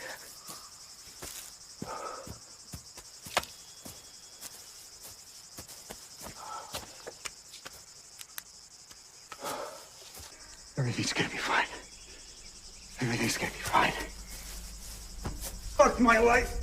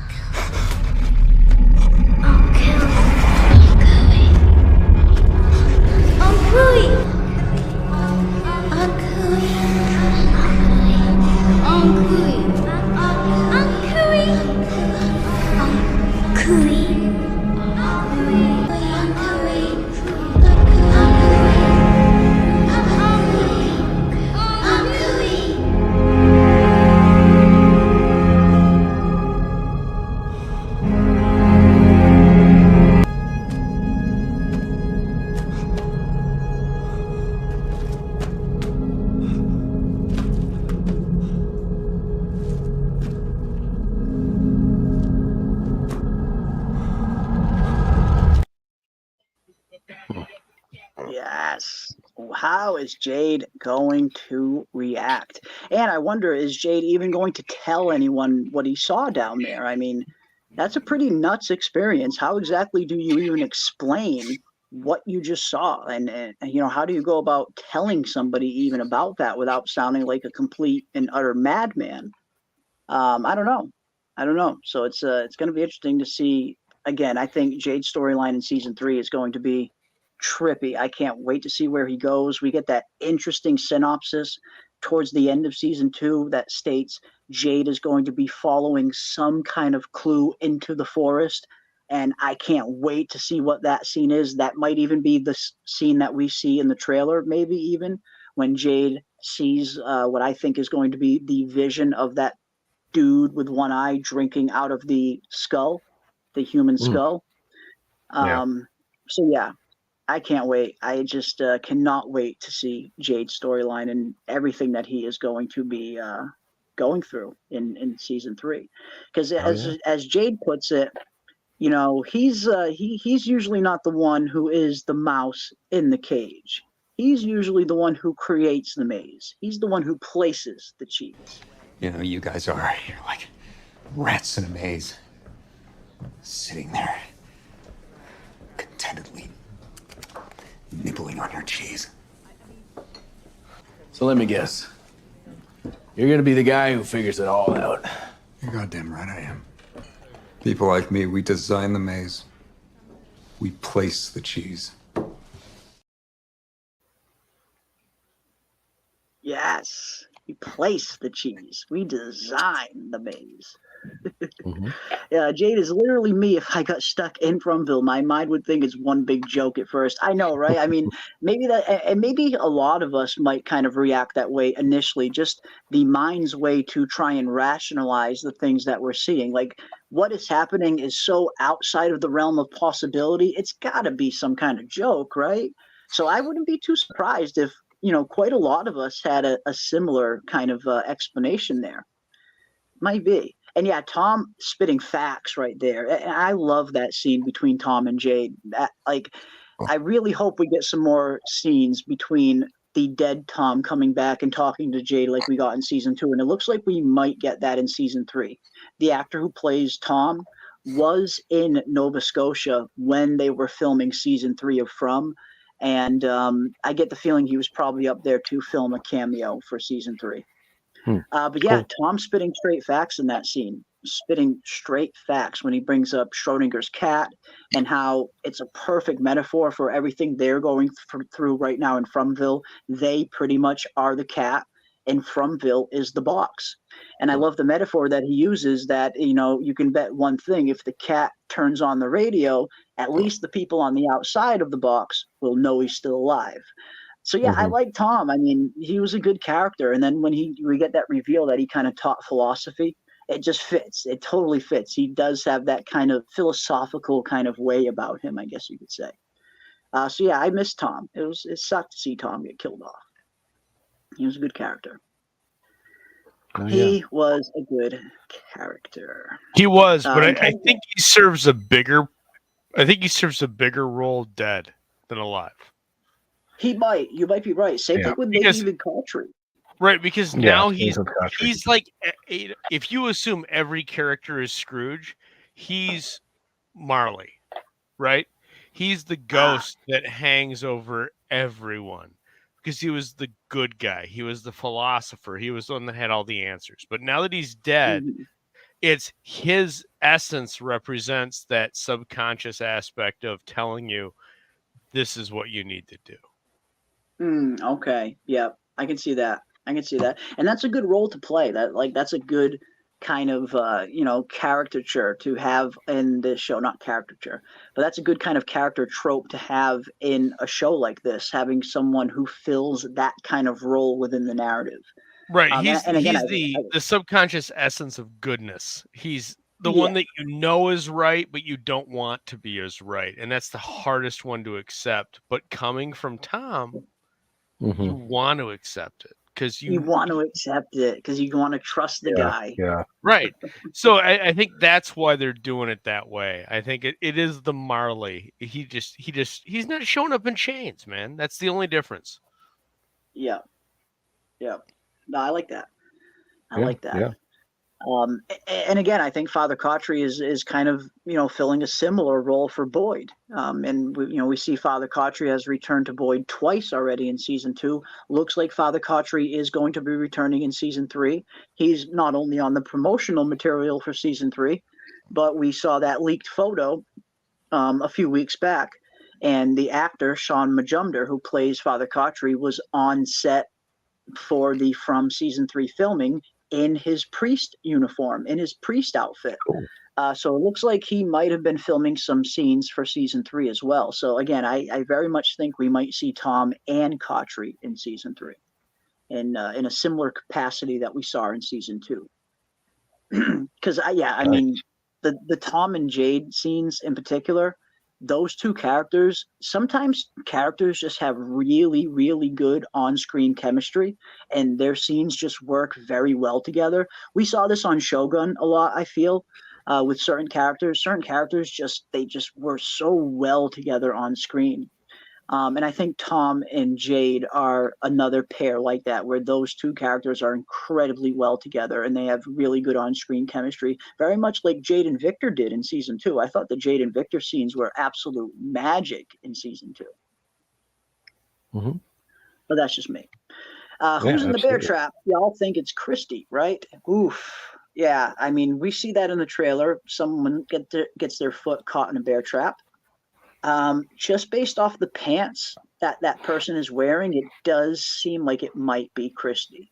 But I'd love to get everybody else's thoughts on that. Do you guys have any specific ideas as to who might get their foot caught in that bear trap? I think Christy's a good one. Here it is. Here we see the pants here, and we have seen Christy wear similar kind of pants like this. Yeah, I don't know. I mean, I think Christy's a good bet. I think if it's not Christy, it's going to be Jim. Only for the reason that we saw some leaked photos that the actor who plays Kenny, Ricky He, uploaded on Instagram and subsequently deleted. I get the feeling maybe MGM told him to delete the photos because they might be a little too spoilery. But in the photos that he uploaded, we see Jade and Kenny holding someone up. That someone that can't walk. They have their arms around their shoulders and they're walking someone, like someone is having trouble walking. And I get the feeling that is whoever gets their foot caught in this trap. But who is it? I mean, I think Christy is a good candidate just based on these pants that we've seen here. But if it's not Christy, I think Jim might be a good secondary candidate, just because that picture that was posted on Instagram, the person that Jade and Kenny were helping walk, this person seemed to be wearing a dark navy blue sweater that looked an awful lot like the same sweater that Jim is wearing in this season 3 trailer. So I think Christy is probably the best bet, but if it's not Christy, Jim is my second pick. Well, it's not going to be Maury because Kenny would leave her out there. Yes. Wait, who posted photos?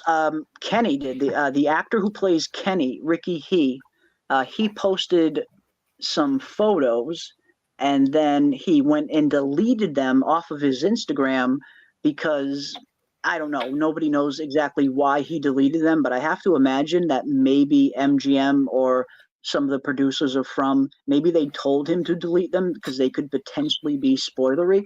But before they were deleted, I did snag the pictures for myself, and let me see. If they're not here in this folder, they're in my other folder, and I will pull them up either way.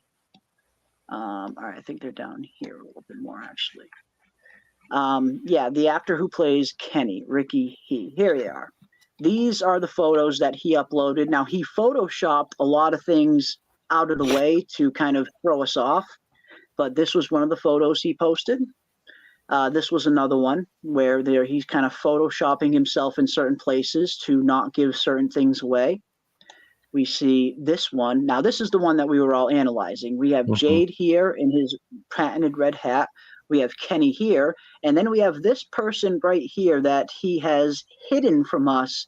It looks like they are holding this person up. Whoever this person is, I get the feeling this is our bear trap victim. And based on this shirt that the person has on, it looks an awful lot like a shirt that Jim is wearing in the trailer. So again, I think if it's not Christy, it's going to be Jim.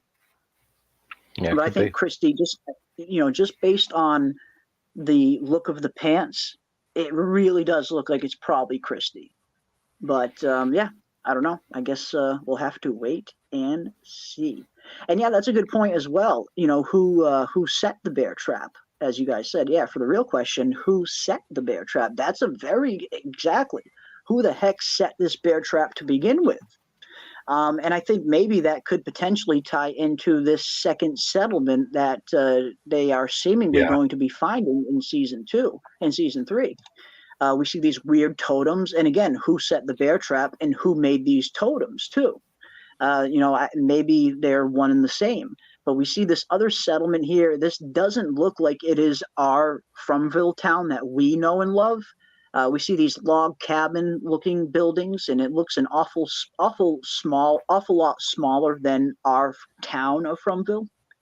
But that's a really good question, Vic. Who set the bear trap in the first place? Who built these totems? Are there people living in this settlement? Could there be a whole other settlement out here that the residents of Fromville didn't even know about? I don't know. Yeah, but, that's very good question. Yeah, I'm wondering how they're going to introduce that, because you'd think that they would have had some interaction if there's like another settlement. They can't be that far apart within Fromville. I don't know. Maybe I don't know. I Victor feel knows like something about it. Maybe. Well, it's all time. If It's anybody time does, based too, so distance doesn't matter, right? We know distance Well, doesn't I matter. think with the monsters coming out of the forest at night, this place could potentially be right around the corner, and they maybe would have never had a chance to ever interact, because nobody can go that far into the forest without the monsters coming out. So people never really stray too far from their settlement. So I think it's possible that there could be another settlement out there that they've just never even interacted with, because the monsters kind of keep people at bay and keep them located to places where they know they're safe, maybe. Could be, yeah. But I'm looking forward to seeing what it is. Yeah. I think that could add a pretty interesting aspect to the show if all of a sudden our townsfolk need to not only worry about the monsters, but now all of a sudden they have to worry about human sabotage as well. Because you got talismans that'll keep you safe from the monsters at night. But if all of a sudden you have other humans that you need to worry about now, that could potentially be way more dangerous than the monsters. Because not only can humans attack you during the day or at night, but humans could be clever enough and smart enough to come in and sabotage the town. Open up a door, open up a window to a building without you even knowing it, and next thing you know, the monsters are descending on you. So I think it could add a pretty interesting aspect if they did throw in another human faction onto the show, because now they don't just have to worry about the monsters anymore. Now they got to worry about people. And that was one of the things that started to make the earlier seasons of Walking Dead pretty good. It got to a point where the walkers weren't even the threat. It was other people out there that were the real threat. So I could see that being a pretty interesting aspect if they were to introduce that onto From. But yeah, I guess we'll have to find out who set the bear trap. Who set the bear trap? And how long has it been there? Was this bear trap something that was just recently set? Or was this bear trap potentially have been out there for years or even decades? I mean, that's a good point. It's a good question to ask, I suppose. I assume it's a protect against the monsters, which if it's I don't know what that would do against the monsters, but that's what I would presume would be for. Interesting. Yeah, could be. I mean, I suppose that's certainly possible. I mean, maybe that trap was left there to try and catch a monster.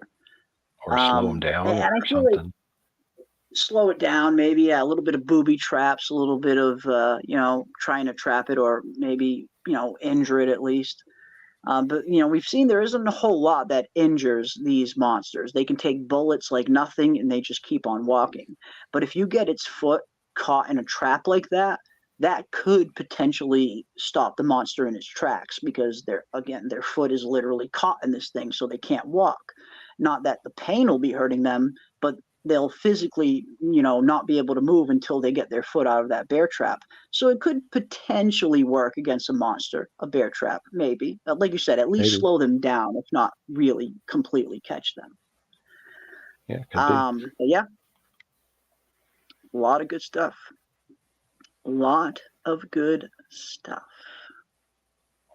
Let's see what else we got. The interesting thing about this shot is we don't know who's discovering it. Yes, we don't. I mean, we see Kenny and Jim in that other scene, but like you mentioned it, I think, yeah, like you mentioned, it doesn't look like there's a lot of snow on the ground in that scene. And I think a lot of us thought that that was Kenny and Jim pulling up on the settlement, because we see Kenny's reaction in particular. He walks up, they see the totem right next to them, and Kenny instantly pulls his gun out. He instantly draws his weapon. So I think that's what led a lot of us to initially think that maybe they were coming up on this settlement. But as you mentioned with the snow, it doesn't seem like there's much snow on the ground in that scene. And it looks like there's tons of snow on the ground when we see the actual settlement.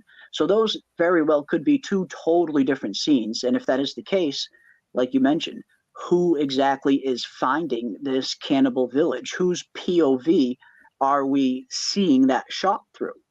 Because, yeah, it might not be Kenny and Jim. That's a very good point. It could be someone else entirely.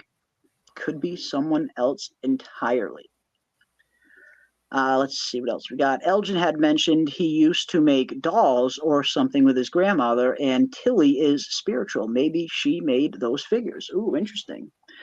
Yeah, Elgin used to make owls, right? Owls. Yes, yeah, there it is. Owls. Yeah, him and his grandmother, they used to make these kind of crochet owls all the time. And Elgin always mentioned that it was always owls, never any other animal, always an owl.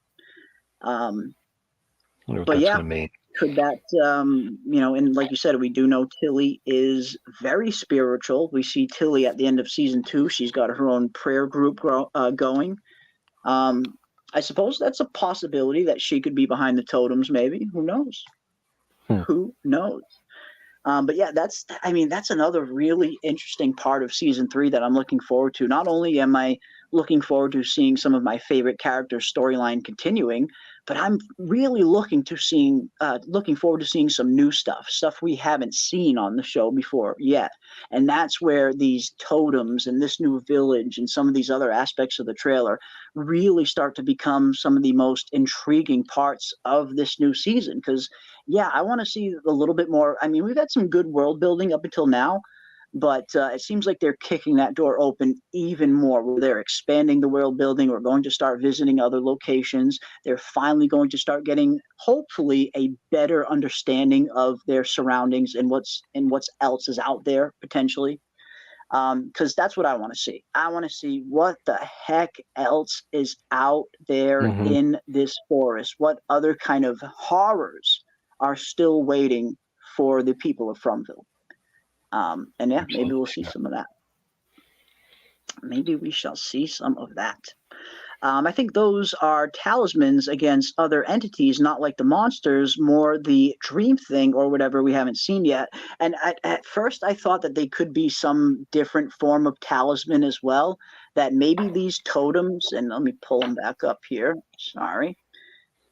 Maybe these totems, like lining these totems up around the perimeter of a town or a house, maybe those totems keep monsters out in and of itself. Maybe it's just a different form of talisman. We see that these talismans that keep these monsters out specifically need to be hung up inside on a wall with all of the windows and doors shut for them to work. But what if this is a different form of talisman where all you have to do is line these things up around the perimeter of a town and boom, no evil can get inside? Yeah, I don't know. Interesting thought. Could be. It is an interesting thought. Yeah. I'm looking forward to seeing what these things are either way. I liked Julie's theory, actually, the whole see no evil, hear no evil, speak no evil theory. And when you take a closer look at some of these totems, it almost looks like each one of them is representing a different aspect of see no evil, hear no evil, speak no evil. This one we see is hear no evil. It's got arms that are holding arms up to its ears, so it's almost like it's trying to block out its ears from hearing, hear no evil. This one we have speak no evil. The mouth is sealed shut. And then on this one, we have the eyes that are sealed shut. So hear no evil,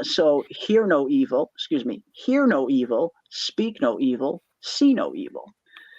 So I thought that was an interesting theory. I mean, I hadn't even really looked at the totems in that light until you mentioned that, Julie. But I thought that was cool. I thought that was an interesting kind of take. I mean, it's kind of hard to ignore it after I've heard it, because we see this one has arms that are kind of just down by the wayside. This one's arms are clearly looking like they're covering up the ears. So yeah, could this be some kind of representation for, see no evil, hear no evil, speak no evil? Maybe. It could be. Maybe.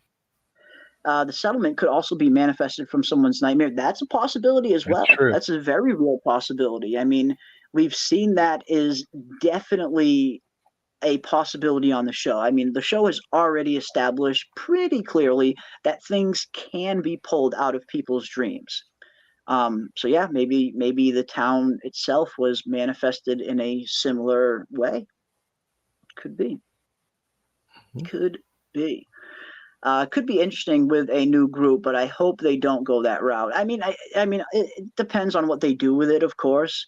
It could make the show better, or it could make it worse, depending on what they do. I think if handled right, it could be a pretty interesting aspect to the show if all of a sudden they have to worry about humans as well as monsters. It could just really up the danger. But it would have to be handled right. Again, it has to be handled in the right way. I would put it for the monsters. Absolutely. Just get to the lighthouse and you wake up. I mean, it's very interesting. And I wonder if we're going to see anyone else attempt to get to the lighthouse after people find out what happened with Tabitha, or if they even find out those specifics. I mean, Victor does know that he was sending Tabitha in the direction of that lighthouse. And if the town finds out that Tabitha is escaped, then it stands to reason that some people might think that the way out is the lighthouse. And we hear that in some of the statements that some of the creators for season 3 have made. They said that escape will be a real and tantalizing possibility for the survivors. So again, it seems like they are going to at least have some kind of idea of a possible way for them to escape. And maybe that'll be a similar way that Tabitha got out. I mean, but who's going to have the balls to do that? Who's going to work up enough courage to just throw themselves out of a freaking lighthouse? I don't want to be that guinea pig. I do not want to be that guinea pig. I can try it on Jim. Yeah, let's let Jim be the guinea pig. Yeah. Jim or Tilly. Sus fanny pack granny. Jeremy, people, did we as viewers made any population counting throughout the show? How many are there at any given time? We did. I didn't personally, but we did do that. We did talk about that on a few streams last year during season 2 or after season 2 ended. And Robert Saunders was actually the one who went back and did all of the legwork and did all of the counting. And he figured out that for as many people that get killed off in season 1, the exact number of new people arrive in season 2 on the bus. So it almost seems like there is always a certain number of people that maybe need to be in Fromville, and that when people die, new arrivals come around. Because we have seen that theme start to play out. We see Megan and her mother die very early on, and then boom, the Matthews family shows up. We see the massacre at Colony House that takes out so many people, and then boom, the bus shows up and replaces that exact number of people. So yeah, I mean, I don't have the figure in my head. This was a long time ago that we were discussing it, but Robert Saunders did do the legwork, and he was counting all of the people that arrived and all of the people that died, and the number was the same. Mm-hmm. So yeah. I imagine, I don't know if that's coincidence or if there's something more going on there. I don't know. Let's see. Well, yeah, that was Tabitha bringing back grenades. And that's another thing. And I asked this to the chat the other night, and I would love to get, I would love to get this chat's, answer on it again, just in case anybody maybe wasn't here. And I'd like to get your answer, Snug, as well, and Aldous when he returns. Now, Tabitha is going to be trying to find a way back into Fromville. If that was me, she knows what she's returning to. Hopefully she comes prepared with some interesting supplies. Now, if you knew for 100% fact that you were going to be stuck in Fromville, and you knew ahead of time and you could bring only one item, what would be the one item you would bring with you into Fromville? Oof. Tough, right? It's a tough question. Yeah. If you only bring one thing. Only one. That's hard to say. Is it though? Is it?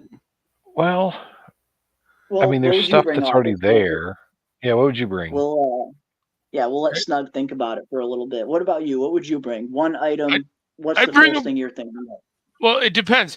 Where am I entering Fromville? Am I on the bus or am I pre-Boyd arriving? You're arriving now to the way the town is now. Okay. Now I would want I'd want a weapon.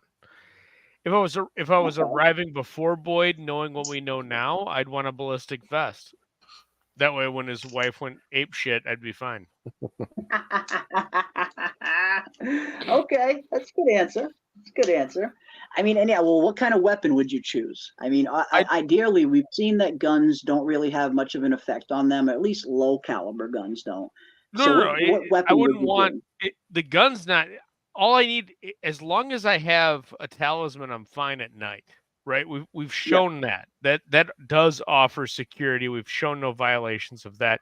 The greatest threat through season 2 was other people. So I'd want an isolated position where I could hold up, and I want to defend, whether that's a pistol, whether that's a carbine, whether that's a rifle.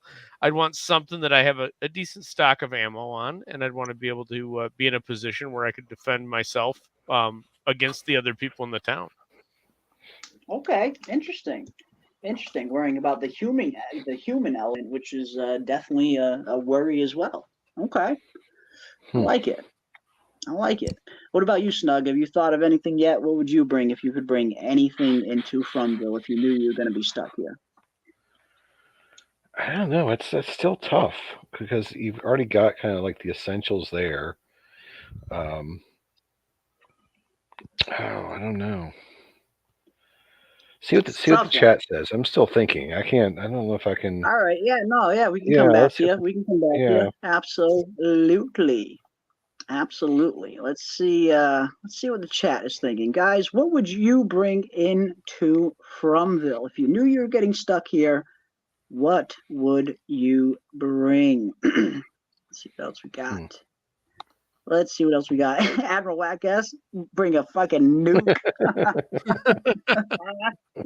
You're gonna take yourself out with that nuke, Admiral. Maybe just some napalm. Maybe just a B-52 bomber. Maybe not go full nuke on the joint. Nice. Yeah, flamethrower. That might be good. Let's see what else we got. Oh, I'd bring a Bible just to see what happens, says Princess B. That's interesting. That's the question. Is there that's the question that Snugs and I didn't ask. Is there a filter? Because there's, as they've said, there's Bibles don't make it through. Yeah. So does what you pick have to be something that they actually have? We know they've got firearms. We know they've got knives. They've got axes. Does it have to be something they have? Because the other obvious answer is just a generator.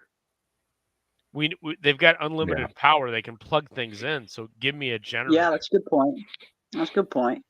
Yeah, they have unlimited power, but it's not like they can transfer that power to somewhere else. Like we saw the lengths they had to go to just to power a radio. So a generator would come in handy for other utilities and stuff. Yeah, definitely. BK would bring dismember them long swords. Now, if I was thinking weapon, it would be something along those lines, either a long sword, a bastard sword, maybe, or maybe even a katana. Because I do think, I mean, these monsters are very formidable. Yes, they seem to be, bullets seem to have no effect on them. But they're not indestructible. We do know that these monsters can get killed. That was very much showcased with Smiley's death. These monsters are capable of being taken out. But they're very tough. They are very tough sons of bitches. But I think there are two methods that would probably kill the monsters. One is fire. We saw what fire did to Smiley's body in season 2. It completely got rid of the rest of his body. So it does look like fire could potentially kill one of these monsters. But I also think, as you mentioned, BK, dismemberment, but more along the lines of beheading. I think if you were to cut one of these monsters' head off, a nice clean cut with a good katana, I think that could potentially kill one of these monsters as well. Nothing survives without a head. So I do think those might be two methods that they could possibly kill these monsters. Burn them or cut their head off. I mean, decapitation always fucking works. But that's just me. That is just me. Let's see what else. Oh yeah, no memory of the hotel. Yeah, the hotel isn't there. That's what's fun. That's what's interesting about the town. We see there's the sign for the hotel, like the sign saying the hotel is here. But the hotel itself is gone. There's no actual building. But if you look back in the town to where the underground pool is, the pool with that has the truck in it, the overturned truck that's inside the pool. If you look right behind that, there's an empty lot where the hotel probably used to be. But it's just completely gone now. It's just a completely open and empty lot, but you can still see the sign for the motel is still up, and it still reads motel. But at some point, there was a motel in Fromville, and it was right there where that underground pool is. That was probably the hotel's pool. But what exactly happened to the hotel is the question. I have no idea. The only thing I can think of is maybe whatever happened to the Matthews family home in the beginning of season 2, maybe that also, or something similar to that, also happened to the hotel, where it was just completely demolished and collapsed by something. But yeah, the hotel, if you haven't seen the hotel, don't worry, it's not there anymore. It's just something that we reference every once in a while, because I think we're just wondering what really happened. What happened to this hotel? How come the sign is there? How come the empty lot is there? The empty pool is there, but the building is completely gone? What the heck happened to this hotel is the question. Yeah, again, I don't know, but I think maybe whatever happened to the Matthews family could have happened to the hotel. This is a good one. A lightsaber. Lightsaber, yeah. Bring a lightsaber to Fromville. Now, again, I imagine a lightsaber might cut right through these monsters like butter, potentially. So that might be a good one. I think I'd bring Reese's Pieces, because that could lay a trail for the aliens to come out. Okay, interesting. Interesting. You're gonna lure them into some kind of trap with your Reese's Pieces. Okay. Yeah. Now who's getting probed, aliens? Let's go. No, okay. I got you. Let's see what else we got. Yeah, the Star Magic Hotel. That is the name on the fence, on the sign, the Star Magic Hotel. So yeah, there used to be a hotel in Fromville, but again, now the building is just completely gone and it's an empty lot now. I would bring a mixtape. There isn't anything normal that can kill a monster. I mean, a mixtape would be a good choice. I mean, at the very least, you're stuck here in this fucking nightmarish landscape. At the very least, you got some good tunes to listen to at the end of the day. So yeah, mixtape isn't a bad choice. That's a good choice. K. Bruce says flamethrowers. Yes, now you're speaking my language. Now you are speaking my language. Again, I mean, I could be wrong, but I do get the feeling fire will kill one of these things. Yeah, I think so. Just based on it, how it disposed of Smiley's body.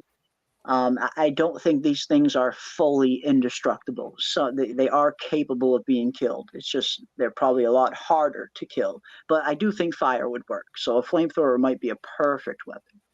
Nuke, then jump in a faraway. Yeah, that'd be unless the faraway takes you, 20 feet away to the root cellar and you end up in the blast radius. That would fucking suck. That would suck. Backstreet Boys album, that'll at least annoy the fuck out of the monsters. Oh, shit. Yeah, maybe. Maybe. And yeah, hell yeah, they burned. I believe it, K Brew. I'm with you. I'm absolutely with you. I definitely think they can burn. I have a feeling fire will work. It's, when does fire not work, really? Fire and decapitation, those two things always work in these kind of settings. It works for witches. Unless they're witches, yeah. Unless they're witches, which they may, who knows? Maybe they are. I thought we decided the Bibles were talismans. That's why they aren't there. We don't really know. I mean, there's some really great theories. But yeah, someone had an awesome comment in one of our videos the other day, and they thought that is why we have no Bibles in Fromville. That traveling with a Bible keeps you safe from being sucked into Fromville, or potentially traveling with a Bible is one of the reasons why whatever is choosing people to get stuck here won't choose you. Maybe whatever this place is doesn't want any Bibles in Fromville, or maybe they're just a natural protection. Maybe so that I think that's certainly a possibility. I mean, we don't have any confirmation, but or do the people that arrive in Fromville have no connection to the message of the Bible? Maybe. Don't project it one way, project it the other way. Is everybody here lost? Maybe. Do they not have the faith? I mean, Father Khatri had that very... Yeah, Father Khatri was there, but we saw the kind of priest Father Khatri was. He wasn't exactly the best priest in terms of some of the advice that he was giving out to Boyd and stuff. He was more fire and brimstone at times. But Father Khatri did have that very interesting theory that he thought that the reason that there are no Bibles in town is because maybe this town thought the Bible wasn't complete. The book of Revelations is comprised of 73 different books, according to Father Khatri. He thinks that maybe the people of this town are actually living the 74th book of Revelations. And he attributes that to being the reason why there's no Bibles in town, because maybe the town thinks the Bible isn't complete yet. But that was just Father Khatri's kind of theory. I don't think that is in any way true. But he certainly seemed to think that maybe they were living the next book of Revelations. And then we look at the season 3 chapter titles, episode 9 and 10. The last 2 episodes in season 3 are titled Revelations Part 1 and Part 2. So I get the feeling that could have a dual meaning where obviously we're going to get some kind of big answer. Oh, yeah. We're going to get some kind of big reveal, which is great. I know a lot of us have very much wanted to get some answers for some of these questions that have been set up. So it looks like we are going to get some kind of massive reveal towards the end of season 3. But what if the Revelations has a dual meaning where it's also a callback to Father Khatri's theory about the book of Revelation? So I can't wait to see those final 2 episodes and what they're going to drop on us. Oh yeah. What exactly are they going to drop on us? I prefer burying myself to being eaten by Francis Bacon drawings. Well, hey, I mean, it's certainly a better way to go out, I suppose. It's a better way to go out. Maybe holy water. I don't know if that would help. Father Khatri was there for almost a year, and he could have blessed endless water. It probably does nothing. It's an interesting idea, though. Yeah, Father Khatri was there for a while. Did they at any point try to create some holy water and throw that on the monsters just for the hell of it? I know it's a quote. I know, for lack of a better term, it's a Hail Mary. But it's worth a shot. I would at least imagine that it's at least worth at least worth trying.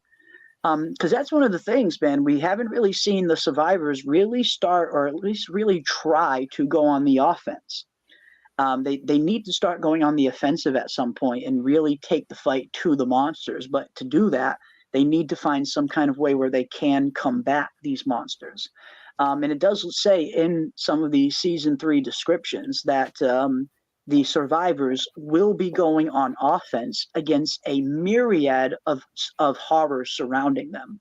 So season 3 might be the season where we finally start to see the survivors thinking more offense than defense. And I think it's about time.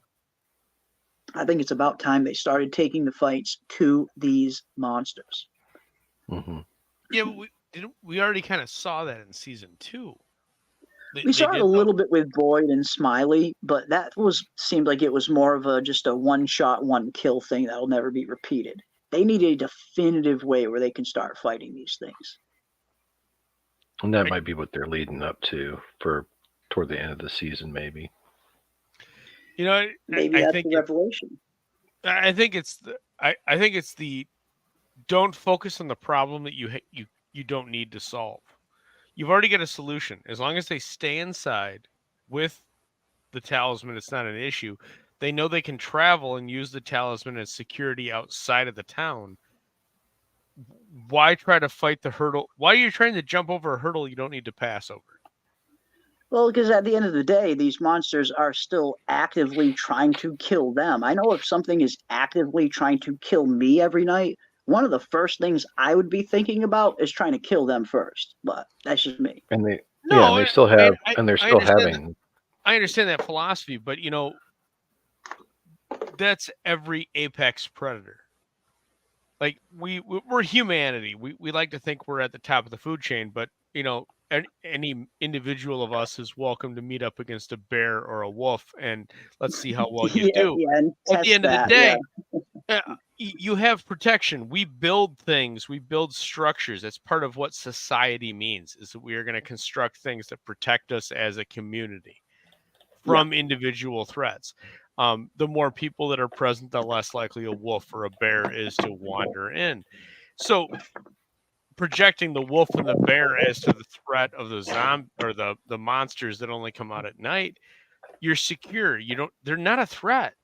As long as I disagree there. They're always going to be a threat, and we see that they're actively killing people all the time. So the talismans keep them can safe still to get a certain in. degree. People let them they've in. actively killed people that didn't abide by the rules. But that's the problem. Still, is you can't trust them. Exactly. I think you're still living in this applying a threat hostile level. I think you're applying a threat level to something that it's a simple look at it like, okay, here's how I look at it. I look at it as it's a developmental step. If you acknowledge that this threat is here, but we know how to combat this threat, and we just make sure that we're in our houses, or everybody has a talisman and we're secure, and you don't listen to them saying that let us in, boom, that's a step. That's an evolutionary step. The next evolutionary step, they'll never be truly safe. We're not truly safe now. In our current society, we are not truly safe. Oh, of course not. We're talking about in terms of the town. It's not about being truly safe. It's about evolutionary steps. The first step is acknowledge that there is threat in the world and that you can never fully be protected. Okay, then what's the next step? The next step is what exists beyond the borders of where you feel safe. I think that, again, it goes back to that level concept. It's each step is an evolutionary level. I think that's what it is. It's a tiered structure that's forcing people into an evolution outside of that. I don't think it has anything to do with the actual physical representation of anything. That's just the manifestation of the threat.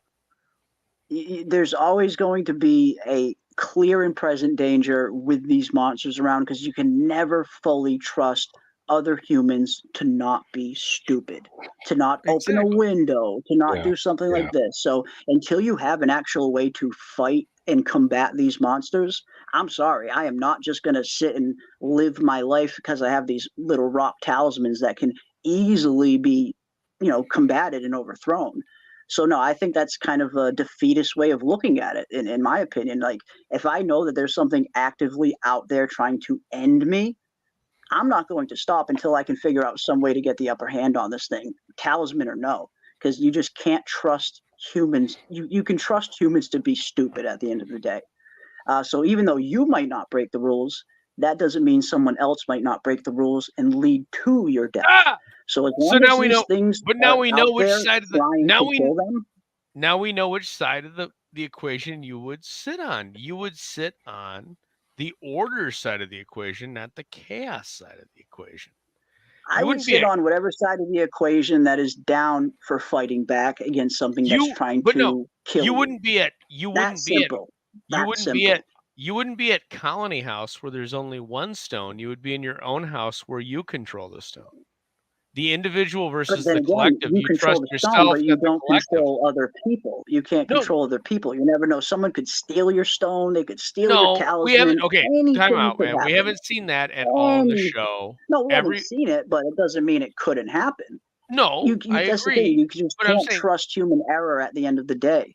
I mean, again, you're welcome to kind of go at it from your angle, which is totally fine. Yeah, just me personally, I'm operating within. I'm simply boiling it down to something is out there trying to kill me. I'm not going to rest until I have a way to fight back. That simple. It is that simple for me. And I guess I view it as it doesn't matter.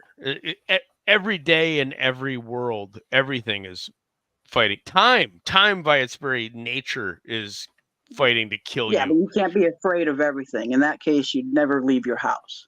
Right, that's what I'm saying. This is a different situation. These are active monsters that are seeking you out to kill you. It's a little different than the average everyday kind of danger you're in just walking down the street. That's a bit different.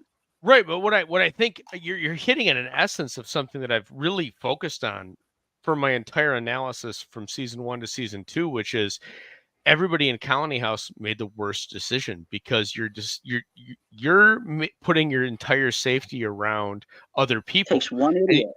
And you should never do that. As we saw in season 1, when you join a commune, you are only as strong as your weakest link, and your weakest link is always going to be the absolute debase amongst you.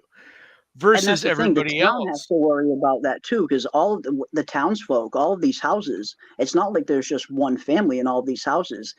They're packed like sardines into some of these houses as well. So you still have that kind of similar element you have at Colony House, even where you have to worry about other people under your roof. But I would argue with that in that where have we seen within the structure of the town, all we show is families, and then. Now you have the problem but just by the sheer number, it's just a matter of mathematics. At that point, we've seen how many people are in the town, and we've seen how many houses are in the town. Just by mathematics, there are multiple people in every one of these houses.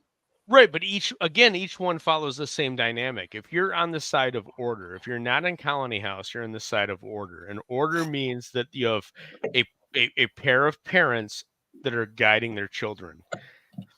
And you'd have to assume that only parents would only cohabitate with other parents that have similar guidelines because you're on the side of order. Again, you're in the town. You can't always rely on some mistake not happening. With like we saw what happened with Megan and her mother, her opening the window. We see what happens with Ethan in season 3, him opening the door. You can't rely on a family to do what's right and follow the rules all the time. But when order versus chaos. When the guy at Colony House opened the door, it affected everybody in the commune. Why did the child open the window? The child opened the window because the parent was not involved. Again, it's all about accountability. It's all about responsibility. It's about where does it apply. I think there's so much and I feel like subtle layered metaphor on there. Humans to not follow rules. That's just all the more reason to find a way to fight these things, in my opinion. But I'm coming from the position of it's not something you can fight. This is a human nature resultant. It's the end of the equation. You're trying to fight the resultant of the equation that's already been calculated. is my position. The monsters are, it's a, you can't fight it. It's an ultimatum. It's always going to happen. I don't think that's true. I think there's, and you even said that yourself, there is a way to fight them. We saw that happen in season 2. You fight them by choice. It's if you make the right choices, you put yourself in a position where you don't have to fight them. It's avoid the monster by jumping over the block and getting past the obstacle rather than running through it. That's what I think it is. I think it's evolutionary. It's all decision, because you have to be conscious, and you don't go the commune route. You don't go the colony house route. I think that's a mistake. I think it's all about individualism. Well, even most of these houses are even like mini colony houses, because there's multiple families in most of these houses. So, but you haven't seen that in the show. You can't rely on human. But we've seen just the sheer number of people that are in the town. It's I understand your math at this point. I understand what you're saying, but you haven't seen it in the context of the show. But we know that there are multiple people in all of these houses. We don't need to see it to know that. I disagree. I think it's what they show you. Fine. That's totally fine. That's fine. You can definitely disagree. But just based on the number of people we've seen that live in the town, there are multiple people in every one of these houses, it seems. Even though we haven't seen it yet, there's just too many people and not enough houses. There's only 5 houses in the town. Only 5. And there's around 30 plus people that live in the town. There's stands to be a reason there's going to be multiple people in every one of these houses. Just because we haven't seen it yet doesn't mean it's not the case. But no, that's just my position. And that's just how I look at things. Again, I'm not boiling it down to any kind of philosophical thing. I'm just looking at it X's and zeros. Something out there is wanting to kill me. I'm going to try and find a way to fight back. It's that simple for me personally. But no, everyone's welcome to kind of approach that situation in whatever manner they're most comfortable with, which is fine. You do have a modicum of safety with these talismans, yes, but then you're fully relying on human error to not happen, and that's just my problem with it personally. But no, it's an interesting concept to see which way you are going to combat these things from. But me, I'm always going to try and find a way to fight back if something is trying to take me out, I guess. That's just kind of my way of thinking. I'm a fighter, god dang it. Gotta fight. Don't just hide inside. I agree with that, but there's also you as the understanding of I am merely a man, and I can't fight the devil. No, you can't fight the devil. But again, we have no idea who or what these things are, or if they have weaknesses. Right. I can all you can do to fight pure evil is to make the best choices possible. And I think that's at the essence of what we're kind of diving down into here, is what that comes down to. I think it's a very individualistic choice. I think that's what this, there's a lot of this that comes into individual versus the collective. Everything, in my opinion, comes down to the individual. It's about the individual's choice. It's not about the collective. It's what are you doing to protect yourself? And I think that's a fundamental message at the core of what they're doing. And if you had your own house in this place, I would definitely be more inclined to agree with you. Like if it was just you and just your family, and you only had to worry about keeping that talisman in the wall, you only had to worry about your wife and your kids, then I think I would feel much more comfortable approaching it from that standpoint. But knowing that there's just the slightest little bit of human error added into the mix when you have multiple people in all of these houses, that's when I get a little bit dicey. My issue is the presentation of what we have up to this point is that I agree with you on the fundamentals. Yes, if you look at the town and you look at the numbers and you look at what they've presented, absolutely, I agree with you. However, the way they've presented it out within the individual spectrum is they have their own houses. The main Tabitha is in the house with just her family. There's nobody else there. Yeah, and I think that was the only case where that was possible. I mean, the rest are kind of red shirts, so we don't really see what they're doing most of the day. Well, but we do know there's only 5 houses. If there's only 5 houses and there's 30 people living in the town, even though we don't really need to see them to know there are multiple people in the houses, is my point. We know there's at least 30 to 35 people living in the town itself, not counting colony house people, and there's only 5 houses.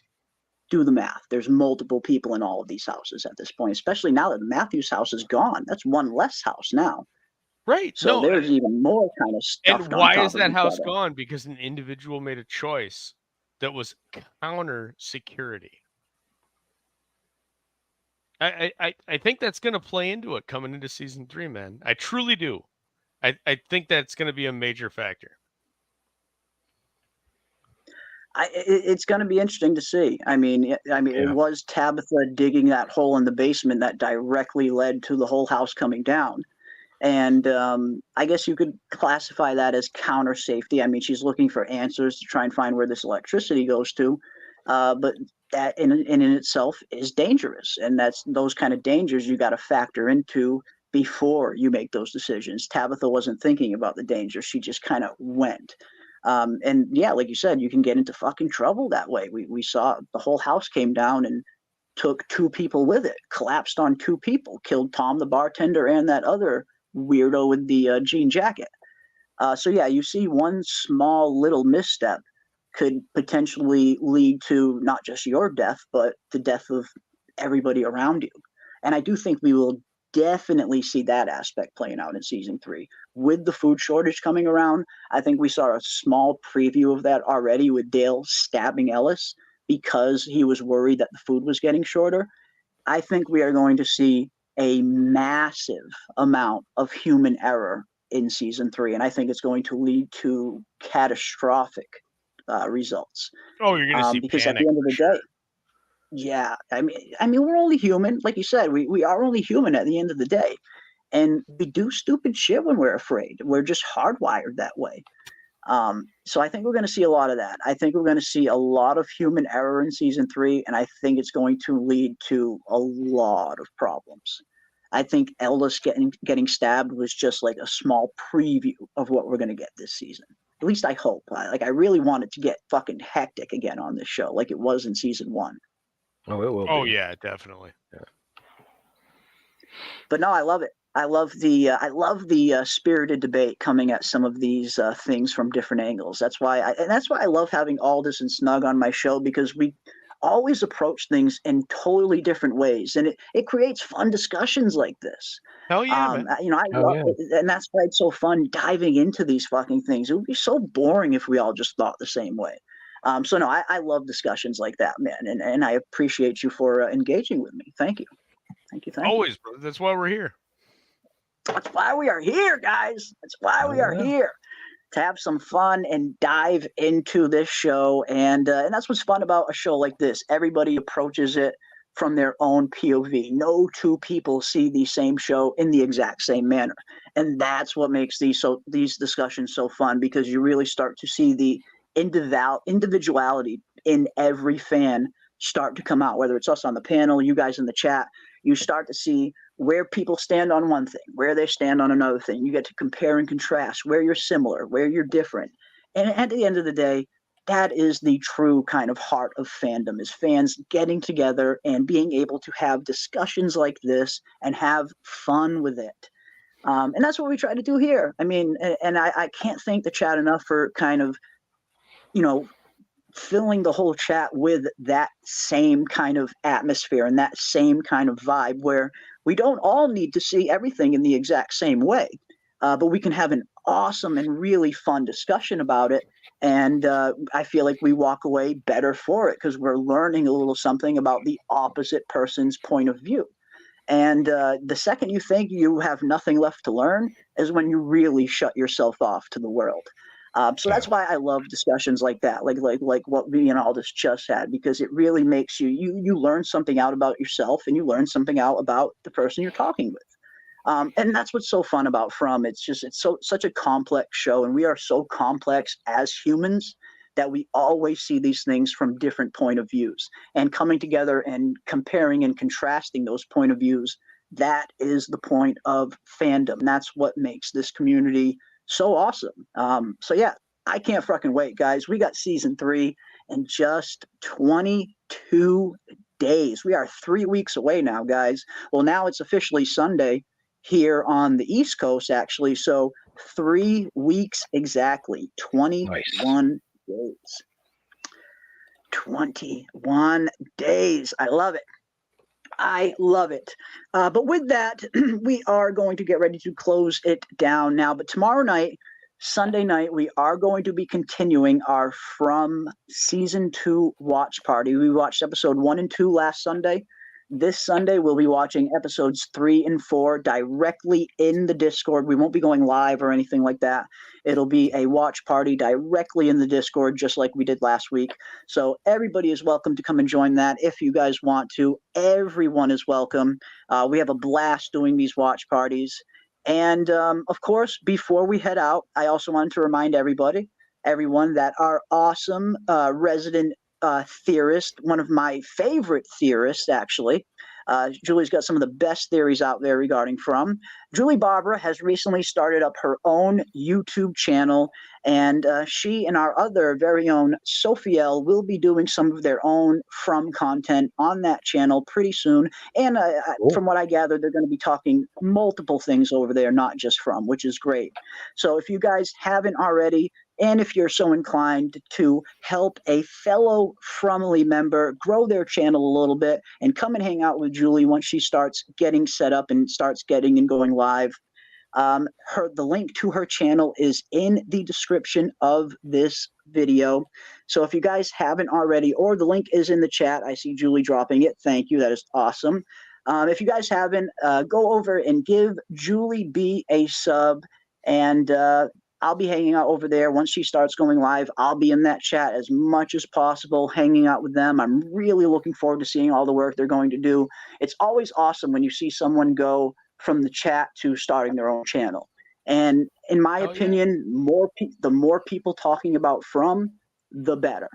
We want as much people as possible screaming this show from the rooftops to grow this fandom. The bigger the fandom grows, the more guarantee we get that this show is not going to get canceled.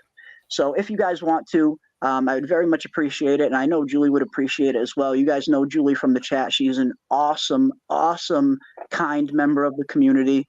So consider giving her a sub and coming and hanging out with her and Soph once they get up and running. And again, the link is in the description of this video. So I appreciate it. I appreciate everybody subbing. Thank you so much, Doc Hayes. Thank you, K Brew. Thank you, Beatdown Gaming. Oh, you guys are absolutely awesome. Absolutely awesome. And yeah, this is why this is the best chat in the world. This is why this is the best fandom in the world. You guys are so supportive to everything everybody does. And it's truly inspiring. So I can't thank each and every one of you enough. You guys have been super awesome. And yeah, looking forward to it, Julie.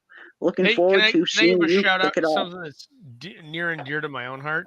Please do. All right, everybody, if you have a car that has XM radio, we are in Labor Day weekend, and when Labor Day week, Memorial Day weekend, and Labor Day weekend, XM always opens it up.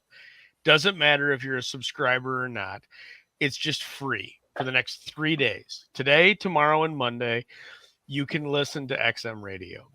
If you're going to do anything at all, if you're going to work in the yard, if you're going to work around the house, fire it up, fire XM radio up. If you go to channel 148, it's Radio Classics. All they play are golden age radio shows. It's worth your time. Whether it's X-1, whether it's suspense, whether it's the Golden Guildenstern, it doesn't matter. It's a classic Americana. It's like watching the old TV land back when that was around. And you used to be able to, on cable, just tune in, like, your just cool shows from the 50s and the 60s. Only this is stuff from the 30s, the 40s, and the 50s and the 60s that was on radio. It's a different world than you've ever been exposed to before. It's such a different form of entertainment, but it really is like stepping in a time capsule back to the days where before TV, and it was just good fucking radio shows. Absolutely. It's theater. It's theater of the mind. And it's a different, if you've never experienced it, I highly recommend you jump into it. If you're a fan of From, especially, you're gonna love suspense. You're gonna love Escape. You're gonna love some of these great radio shows that were out there. And a lot of these guys, again, they're from prior to the 60s. So a lot of the writers of these shows wrote Twilight Zone episodes. Dig it. Check it out. I think you're going to like what you see, or what you listen to, at least. Not see. But you're going to like what you hear, for sure. It's a different world, and it opens up a whole new door into entertainment. Because not everything has to be a movie, not everything has to be a show. Sometimes you can just sit back and listen to it, and it's what radio once was, and it's why there's so many people that still appreciate what radio can bring. What was the channel again? People are asking. It's 148. It's channel 148 on XM Radio. It's Radio Classics. So check it out. Awesome. Yeah, check that out, guys. Anyone who likes kind of that old school style radio, and some of those stories, they really are. It does feel like you're stepping into a totally different time period, long before my time, and it's always fun kind of hearing that. And I love the voices from some of those fucking radios. I don't know when we as Americans changed our overall dialect that we don't sound like that anymore, but man, bring back that fucking voice. It was television. And, actually, I can talk on that. That was actually because of the invent of television. That's where you lost some of the inflection. Man. If you head over to my channel, I haven't posted anything in over a year, but I do a lot of I do a little bit of lead-ins, and then I'm a huge Shadow fan, so I primarily focus on the Shadow. But if you go back and you listen to those, it's a different inflection. It's a different vocalization style than you'll hear today. And it's because television changed everything in how we speak and how we formulate our language, because there's a visual associated with it. Prior to that, there was no visual. You had to build everything with the inflection of your voice. And when there's not a person present in front of you, it's a different inflection style. This is true. You do. And that is why, if you go back to the 1960 presidential debates between John F. Kennedy and Richard Nixon, anybody that was watching the debate said that Nixon lost, but anybody that listened to the debate said that Nixon won. And that is the change. That is the audio versus visual response. The visual changes how you interpret what they're saying, because now you can actually see their mannerisms, and you can see how they're responding physically to questions. Things change. Visual changes. But when you go back to the context of story and storytelling, radio is the closest thing. Audiobooks are modern equivalent, but they're even a little bit different. But when you're talking about radio, radio is a totally different medium. And that's it. You need to go back and you need to listen to it, because it changes everything for how you hear a story, how a story progresses, how your mind builds the anticipation. And the people that are reading those, that are announcing those voice actors, they were masters at their craft. And it's an absolute joy. So take this opportunity when you can get something for free, and go through and listen to some. A lot of it's available on YouTube. So if you go and you listen, you don't have to subscribe to XM. Go and listen to a couple of these, and look up those shows on YouTube, because there's tons of people like me that post them. And check them out, because it's absolute fantastic entertainment. And if you're a fan of From, you're gonna love it. And this is, I'm sorry to go a little long-winded here. This is something I'm extremely passionate about. I love Golden Age of Radio. Good. And that's awesome. I want to get people exposed to this, because it changes your world once you get into it.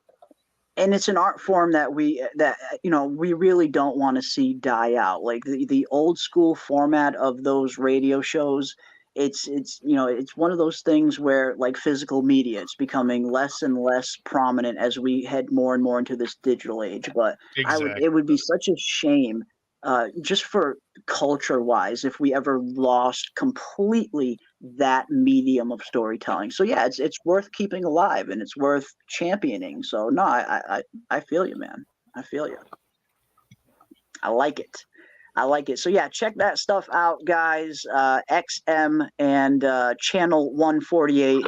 And check out and dive into some of the old radio shows, and they are really good. Like if you like Twilight Zone and things along those lines, you'll probably find some really awesome and interesting stories that are in a similar vein, I would imagine. But thank you, each and every one of you, for joining us this evening, and you're very much welcome, Julie. Very much appreciate. Oh my God. I would be thrilled if you hang with us on live streams when you can. I appreciate your kind words and your support so very much. Absolutely. I will definitely be there. Whenever you guys are getting ready to go live, I will definitely make sure I carve out some time and I will come hang out with you guys as much as I possibly can. And I'd love to. Absolutely. I love hanging out with you guys and talking From. Any time I can, I will be there. Definitely. And I also want, again, give a huge thank you to each and every one of you that subbed. I saw a lot of you in the chat were subbing, so that is so freaking awesome. Nice. Again, this really is one of the most supportive and welcoming fandoms I've ever been a part of, ever. And that's thanks to each and every one of you in the chat making this such a welcoming place. So big thank you to each and every one of you that subscribe to Julie's channel. I cannot wait to see what they start doing. And I believe she said they're going to start getting some of their content out over the next week or two or so. So be on the lookout for the first content uploaded on Julie B's Deep Dive. And Julie B Dives Deep, excuse me. And again, big thank you to everybody who gave her a sub. You guys really are absolutely awesome. The best, the absolute best. And I will be around tomorrow night. Again, not here on the channel. We won't be going live, but I will be in the Discord for our Sunday night watch party. So I will put an announcement in the Discord tomorrow to let everybody know what time it is starting. It's probably going to start at either 9 p.m. Eastern or 10 p.m. Eastern, one of those two, usually right around the same time we usually start, 9 or 10. So definitely, if you want to come and hang out with us tomorrow and join the watch party, we will be in there hanging out in the watch party voice chat. So until next time, everybody stay safe out there in this crazy, crazy world that we are living in. Stay kind to one another. And as always, keep those tinfoil hats on, folks. And I will see you on the next one. Later.